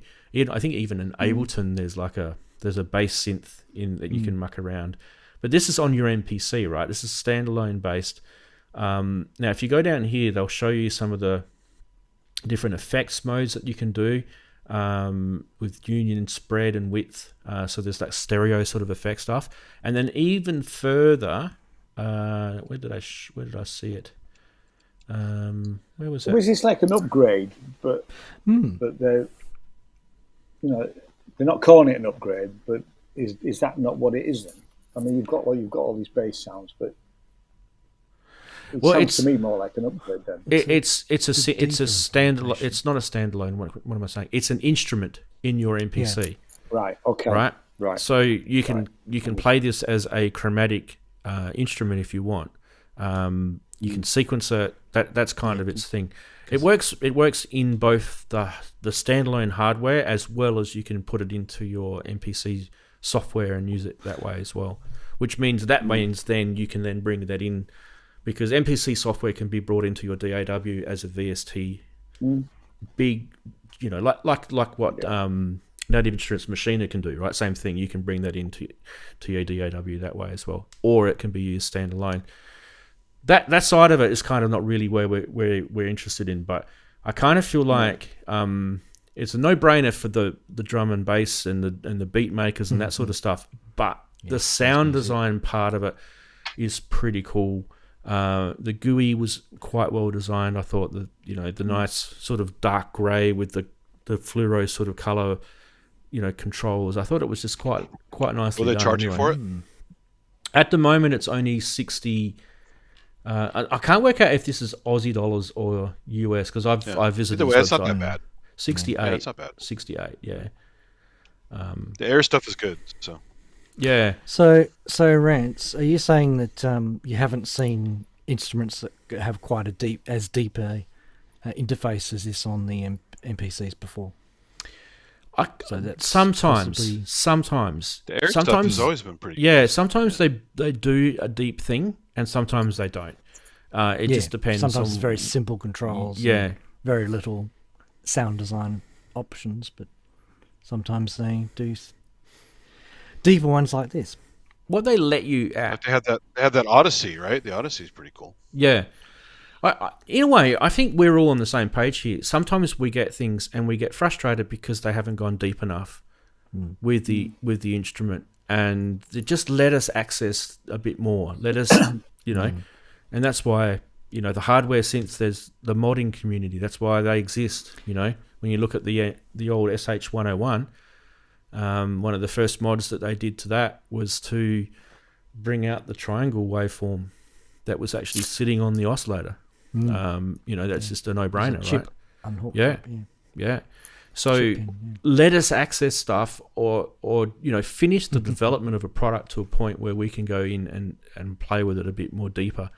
In a way, when they don't do that, it's almost like, you're a toddler still and you can only sit in the corner and play with the blocks and the puzzles. You're not allowed to play with the pens and pencils yet. Do you know what I mean? It's kind of like trusted with the good stuff. Yeah. Stay in your sandpit. Daniela and what's the other guy's name? I can't afterwards. I am after the stream. I'm going to be hitting the pillow, and I have to get up in about 6 hours after my stream because I've got to take my kids to a sporting game at like about 6:30 a.m. tomorrow. So can't do it. Maybe another time. But yeah, I'll be up before that, Ranz. Well, you're technically up anyway while I'm awake, while I'm we'll asleep, still be mate. up, So yeah. Told you, Ranz is in the future. Splitting Ranz hairs. and Chris are both in the future. Yeah, we are. Yeah. We've always been forward-thinking, haven't we, Rance? Yes, you have. Not quite as forward-thinking as the people that live in New Zealand, though. Those Kiwis, Yeah. Yeah, anyway, so Akai are pulling out some interesting stuff. I kind of feel like they're little sort of mini acquisitions here and here and here and here. It's all going to be part of their master plan of world domination, I feel. They own Moog now, don't they? So what's the next Air instrument going to be? Is it going to... It's in music, isn't it? That's the parent company Yeah, of all these things. music, Akai is just part of in music. Exactly, In music, yeah. Yeah, they'll either bring out some sort of instrument or some hardware or something, and we'll all go, "Oh, that is absolutely fantastic!" Or we'll go, "What in God's name is that?" Yeah, Wait till you take Timberwolf. over Behringer. The Timberwolf is sitting in the box right there. You're going to sell it, Ranz? It's for sale. Someone wants to buy it. VST, that would be great. That would be hilarious. Yeah. I kind of felt like when I bought it, I felt like, I could be getting a TB303 type situation here. And now the more I'm thinking about it is, nah, this is not going to be a TB303. They went down to $200 or less, and I still didn't get one. Yeah. I had a conversation with Kent and said, it really can't be that bad. And he went, it really is. It really is bad. Yeah, it's terrible. Really is. I watched the videos at the time and thought, this sounds terrible. It's basically what we just talked about. It's a synth that could do so much, but they just didn't build the tools for it. It's the crappy bait circuit from the Rhythm Wolf. It's got the Howl circuitry. It's awful. got the shittiest envelope on it. It's got a crappy LFO. Yeah. It's like it needs hacking, but that's the Yeah. problem. People Definitely needs are releasing products that literally weren't finished. It's an unfinished product. I mean, And it made a Kai when did Dan it come out? famous. It was Remember a was Kai it Dan 2016 it came Yeah, out? It wasn't that long ago. Who releases a Bad product that product. is so literally so behind the eight ball in technology? It's not funny. But There's it's some analog. yeah, it's stupid. Yeah. Come on, man. It's analog.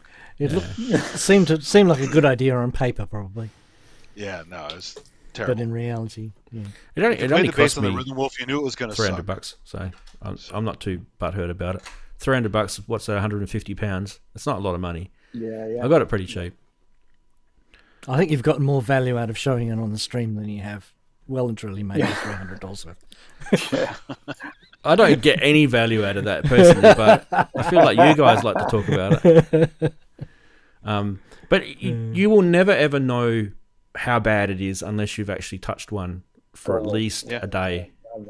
I played one It's- at Guitar Center. It Not was that like, long. Unbelievable. You actually need to that- have therapy is- afterwards after you've I was touched going to one. say, isn't that against the Geneva Convention? Timberwolf tossing. That's a I don't sport. think Dan ever got over it. He's just traumatized No. by that. Poor Kai Dan.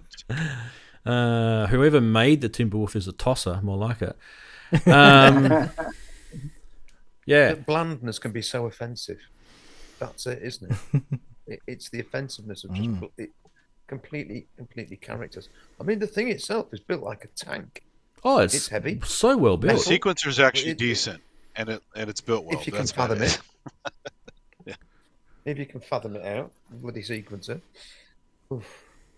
I mean, I racked my brains over that. Poor Dan. I feel sorry for him actually, because I mean, want me to demonstrate somebody had to X? do that job, right?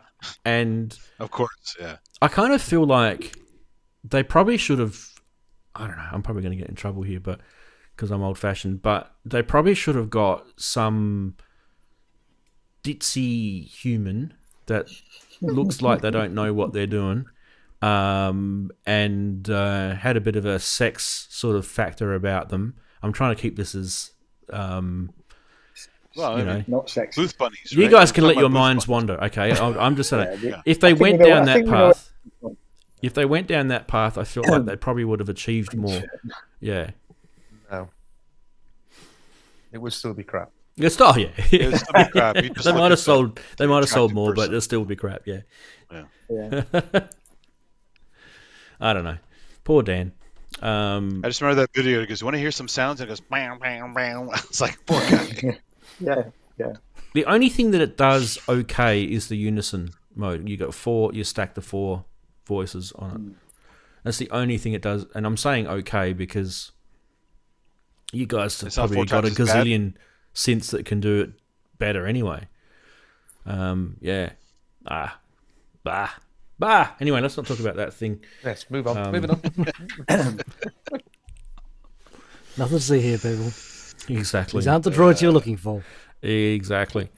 Guaranteed to get a laugh every time. The town. Anyway, this week we talked about the Teenage Engineering. We talked about the Gotharman touch tool, the crazy diode wave shaper, and the air sub factory for the MPC. So, any of those kind of float the boat, gentlemen, ladies? Teenage engineering. PolyOSC. The teenage engineering thing is just fabulous. Yeah, that That's Just the medieval thing is the best. The day will Nice. come when I've got a project and I want one and then I'll get one. And by then, hopefully, everybody who buys it now and absolutely, got sick to death of it, they'll be going Yeah, for about can- £30. That's right. I kind of feel like, Ian, well, I feel like we buy one and the next thing you know, we want to play Dungeons and Dragons after we've played with it. Oh, that's never going to. I have never. Don't played have enough Dungeons hit and Dragons. points to play Never that seen the patch. film. No. That's Rack Actually, up the because tarot of, cards. Stranger Things, D&D is on the rise. So Ah, yes. Apparently, Is I it? wouldn't know, but I've never played it, and I've never. I haven't haven't seen the I movie. used to see all the Is nerds movie in the any good? library at school. Just too much. But it never movie, ends, isn't does I've it? played- That's I've the played point. it. It never ever finishes. That's the Nobody thing, ever apparently. finished a game. No one's ever won anything. It No, just your goes character on and on and dies. on. What was the guy's You're name? making your Gary Gygax or something? There was a guy. Sounds right. Something like Yes. that. He died. Yeah. Sounds Gary like the right Gygax. name, Yeah. I mean, we had a terrible thing in the 80s where kids took it so seriously their character died and they committed suicide. I mean, it was a Yeah. real serious What? problem. Wow. Oh, yeah. They lived that character. That's rough. Yeah. That is rough. I knew guys who came to school in capes and a staff. And one guy called himself Lord Rainsford. Unbelievable. And he was on my water polo team. I knew him as like Steve or something like that. This And I story. go, "You're not Lord Now that- Rainsford, you're Steve." Now that is You're never interesting. going to be able to swim in a cave. That, Oh, this guy. No, was but his unbelievable. last name was Rainsford, and he was in water. yeah. No. polo. Yeah. There's I mean, definitely he a link made there. up the name. It wasn't even his real last name. Melf's Acid Arrow. What the hell? I've just realised it's 4:20, guys. I've got to go because I've got a show at 5 o'clock. All right, mate. A multimedia nice to see thing. you again. So it's good to see everybody. I'll see you all Okay, soon. See you next take week. care. Back to normal Take next care. week. Thanks, Ian. Take it Take easy, care, buddy. guys. See you later. Bye-bye. Bye. Yeah, Wagyu said Magic Missile. If you guys haven't seen that D&D famous skit from the Dead Alewives, it's hilarious. Yeah. Well, anyway, if you're going to buy the medieval, you might be, like I said, it might inspire you to do one of these things. It's no disrespect to Ian. I'm just going to fill up his little box down the bottom with the chatty window thing. Sorry, Ian. He looks attentive, though. He's paying attention right now. Yeah. Yeah. Quick, mention some modular or something. What the hell's going on there? Someone's. Ooh. Say what? The Chatties box has exploded. Oh, that's definitely filling up the box with chatties. Down. Down, boy, down. Okay, let's move this across. This has crashed on me. That'll do. All right, that'll do for now. What the hell? It's actually not even working properly, is it? I don't even know if we should bother. It doesn't. No, it's not showing the current. It's not refreshed. There we Oh, go. there you go. I'll tell you what, the I can screen still hear my resolution dog. on Zoom is terrible because I can't read a word of what it says in that chat window there. Right. Yeah, it is It's not terrible. good. You might be like me, Andy. Yeah. Need glasses. I can't even read it. No, I've Mine's all right. got the pop out chat on this side, and I can read that perfectly well. Right, I am going to have a quick chat about Name That Synth, a segment that I started a few years ago, and I kind of feel like we need to revisit this. I might have to do one. It's I know I've done a lot of them, and mine are pretty bad, but cheesy is the theme. Anyway, if you're wondering about Name That Synth, it's a segment that we do here on the show, hopefully with user contributions. So users will send in a video, and basically, if you guess the synth, you win a prize, and there's a prize giveaway by Plugin Guru, which is the Unify software, which is pretty good. Anyway, so how to play, just basically submit your video. There's a whole bunch of information on my website on how to do that. But what I thought I'd do is just, if I show you this video, we can just do it this way. Watch it on YouTube. This is an old one I did.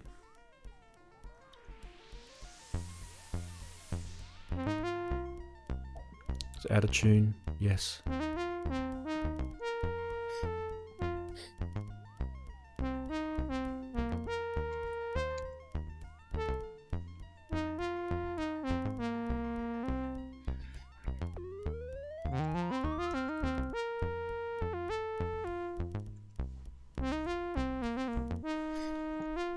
So you just do like a little 1 minute, 30 second, 1 minute video, and then we show what the synth was. Someone gave you a hard time about using the modular. Yeah. For the that's Yeah. It was a system that was sold as a system. Only if you have all of them, though. Then it's a system.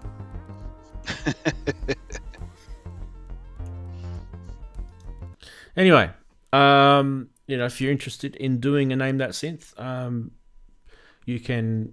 All the information on how to do it is actually on that webpage. So it even tells you how to actually get the video to me, and things like that. So yeah, please, participate in that. We'll try and get one out as soon as possible so we can get the ball rolling again. Who actually enjoys that segment, by the way? I enjoy it. Yeah, it's good. I kind of feel like I need to make some. It's hard to find one that people know what I have, so it's hard to find something I can do that's kind of mysterious. We can't possibly keep in our brains everything that you have. Andy, have you seen the list of gear that you've got? Have you not looked around your corner much? I don't want to. Lately? Yeah. I'm doing this. No. Don't make a spreadsheet. I have the right to say that. saw a photo you can see of- everything I've got, so... I saw a photo of Andy's synth studio, where he stores all his gear. It's I don't know if you guys have seen it, but he's really, really well organized, actually. This is Raiders of the Lost Ark thing. Yeah. He's very, very well organized. Yeah. Here we go. Let's zoom in The a Ark bit. of the Covenant is in there somewhere. So this is actually one of the rooms in Andy's studio where he stores all his gear. Is it I index? live in a Costco, Wow, basically. Yeah. It's so much like an Amazon fulfillment center. Anyway, so basically we kind of encouraging, the reason why we do name that synth is it's a bit of fun, you guys can have a guess and all that sort of, there's a bit of that side of it, but the person that actually does the video, what it does to them, I think, is kind of the bigger bonus, because you actually get to kind of become more intimate with that particular synth. It's only one synth that you can do it on, so you can't, it's not like you can, multi-track all of your synths in your studio. You're just playing with one synth, and you kind of, in a way, you're kind of getting to know that synth a bit. And in my case, most of the time that I did these videos, I kind of in one example, the one that I did with the Roland JDXI, when I did name that synth with the Roland JDXI, part of that name that synth video became a sound effect that I used on my Gates album track. Oh, cool. So there's benefits, it helps you explore sound. Yeah. Yes. A couple of the name that synths I've used, the parts I did for them, some of them parts I had in the name that synth, some of the parts that I didn't end up in the cut became drum libraries for my TR6S. Perfect. Yeah, exactly. And I wouldn't have done it otherwise. Did you sell any of what you did and name that synth fans? What do you mean? Yeah, What do you mean? Rant, sorry. Did you What sell any of those? Anything you used for a name that synth? Did you sell any of them synths? When I did my big clean out, I'd have to go back and have a look. Yeah, I'm not sure. Maybe one. Yeah. VPO3, I'm thinking. VPO3, definitely. I was more than happy to get rid of that Looking thing. at me. That thing was shocking. We've got one for both of us, Rant. You could probably say goodbye to it, mate. Honestly, So is that like it's gonna fall into a dustbin very soon, I suspect, as well. So it was a name that synth. It'll give you fall inspiration and to sell it. Oh, do you want me to remind you how bad it was? That name, that synth? No. I don't want to remember you, right? Yeah, it was pretty bad. I can't remember all the name that synths that I've done. I definitely won't sell my JDXI like that synth too much. 2500 I've still got. What else did I do? Pro 800, you still got that? Still got that. Oh, a lot of people didn't realise it was a Pro 800 when I did that one. Yeah. Didn't you do Did an you do one Electron? on Timberwolf? I forgot. You did an Electron. Nah. No? It's a hard one to hide. You did an EX8, the EX800, I think, once, didn't you? I did. I've still got that. It's literally sitting right here. You did the Pro 600, right? Nice machine. 800, whatever it is. Yeah, the Pro 800. Yeah. What about the Electribe? We did an Electribe, the red one. Still got that. Yep. Sold the Electribe 2 sampler because I just didn't use it. But actually, I didn't sell it because I didn't like it. I just sold it because I didn't use it. I still really rate the Electribe 2 products. So, but I've kept all my Electribe 1 series of stuff. I still think those are good, yeah. But they're EMX better. is still my favorite, though. Yeah, I still think they're better. Where are we? Scratch disk. Name that synth. There we go. Reface. I did one on the Reface. I've still got the Reface. The CS. Yeah. That was pretty good actually. Doing the Reface one. I mean, That's a good one. I remember that. I always, whenever I touch that Reface, the CS Yamaha Reface, I mean, Daren, you'll have the same. If you ever had a Yamaha Reface, you'd be like, that is so much like my AN1X. It's not funny. That's kind of that would be your go-to. Your ears would just be saying, "What Yamaha? What are you?" Yeah, because I've got the AN200, and I'm just like, those sounds are so familiar. Because I don't know if Yamaha have done this. I've got no proof, but to me, it feels like they've just got that PGAN PLG 150 card. Yeah. I feel like that's what they've just digitized that and put it in there. Probably. Yep. But just think about how many new synths are out there now. There's, Behringer have punched out so many synths. You could use any of those new Behringer stuff. Like the Cobalt would be a great one. There's plenty of people who have got a Cobalt now. I'd still want to get one, but money. Yeah. I'm a little bit, I don't know, with the Behringer stuff. Like, there's synths that I would like to have, but I don't necessarily need them. So that's why I haven't bought them. And I know that they're not like when you buy a Moog or something, they don't really hold their value as well. So, yeah. No, you need to really be buying because you need it, don't you? Whereas I think so. I think that's the smart thing to do, right? You don't buy it because you kind of like it and you think, oh, that'd be nice to have. You buy it because you need it. Yeah. I think it's I not need going to break the everything. bank to get that. Well, but we all think that. No, I don't. I'm telling a lie. That's true. That's a cliche. That's not true. I'm pretty particular. Sorry, about Ranzee. what I buy. I'm going to have to duck out now. I'm due over in Rotherham in half an hour, so I'm going to have to get myself ready to shoot off up there. Yeah, I'm going to end the stream now anyway.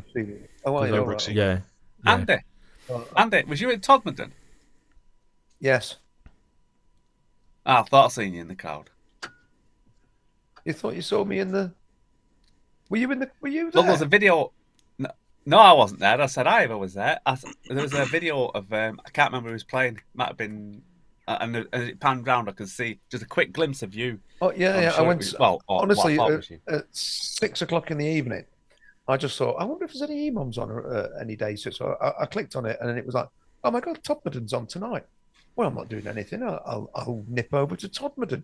An hour and a half bloody drive to Todmorden. I was going to say, it's not I'd forgotten just how long a drive it was. But so I got over there and I had a really pleasant evening. Yeah, I enjoyed it. It was nice. The music was mostly good. One poor lad had a disaster with his computer and the audio out from that just wasn't working right. He'd sung from stereo to mono for some reason. He was getting phase cancellation. Oh, wow, God.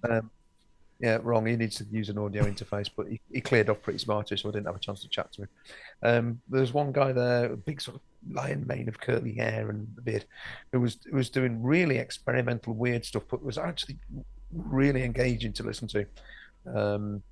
So yeah, it was a good night. I enjoyed it. Where did you say Todmorden? Yeah, Todmorden or Todmorden as it. Or so I think I've been there. It's kind of like sort of halfway between Manchester and Leeds, isn't it? It's kind of. Is it Calderdale, Wharfdale? Is it Calderdale? Wharfdale? I can't remember. Well, there's a whole string of these little towns which are really pleasant. Todmorden is one, and then the very famous Hebden Bridge, which again is lovely, really artsy fartsy place, Hebden Bridge, and Copley, and all sorts of little towns along that valley. But it's just a long stretch before you get anywhere. But yeah, it's during the day. I mean, it was daylight when I drove out there, so it was just it's actually a really nice drive. So yeah, did you find somewhere Hebden to park Bridge, then? native years. Yeah, up the hill behind.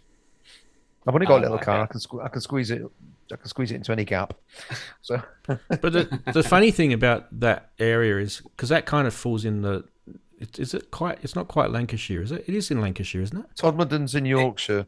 It's in Yorkshire. Okay, so it's next It door. straddles the border between them. It's on the border. You sort of go in Right. and out. You go into Lancashire, then out of Lancashire. So, Yeah. yeah, it's Because my just about in my Yorkshire. family are actually from.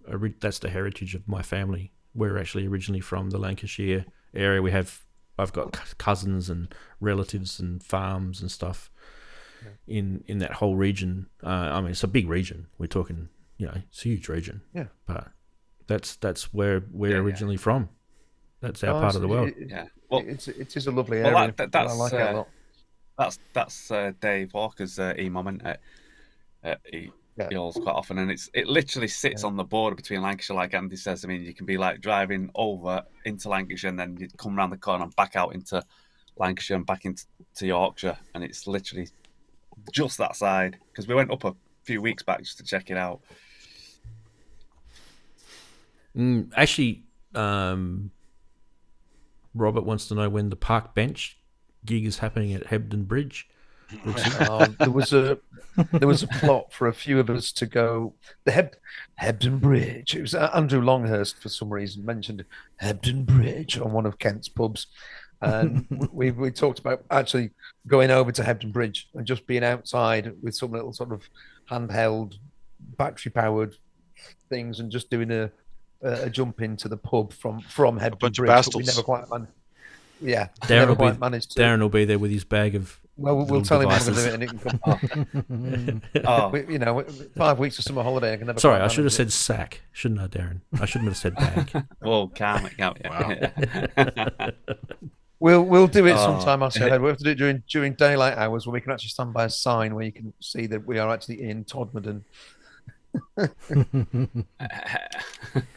Hebden Bridge. Todmorden, we're in you. That could be a T-shirt. Hey, Ranzee, Brooksy. Ranzee, speaking of sack, there's always this. You guys heard of this? Testicle festival. 30th annual. Oh dear. Wow. I'm glad you said annual and not the other word that sounds very similar to that. Well, yeah, that's another event. Yeah, that's No. Oh my God. Yes. Well, the Okay. hours of Well, time, yes. on that completely huge disappointment from Andy SynthAddict with his testicle festival, you said sack, so yeah, just, I think we're going to end the show. I have to get going, guys. Anyway, but See you all, folks. many thanks for being part of it, everybody. Thanks to Everybody. Brooksy and All right. Andy Cheers, and Ranzee. Chris and Cheers, Ian, of Andy, course, is Chris. gone, and Darren Bye, and Ian. all the chatties. Darren. See you guys. I'll have a track guys. out tomorrow as well. Ooh, All right. ooh. Check out Darren Stark. Catch you later. Bye bye. Yeah. Bye. I'll take care. Have a good one.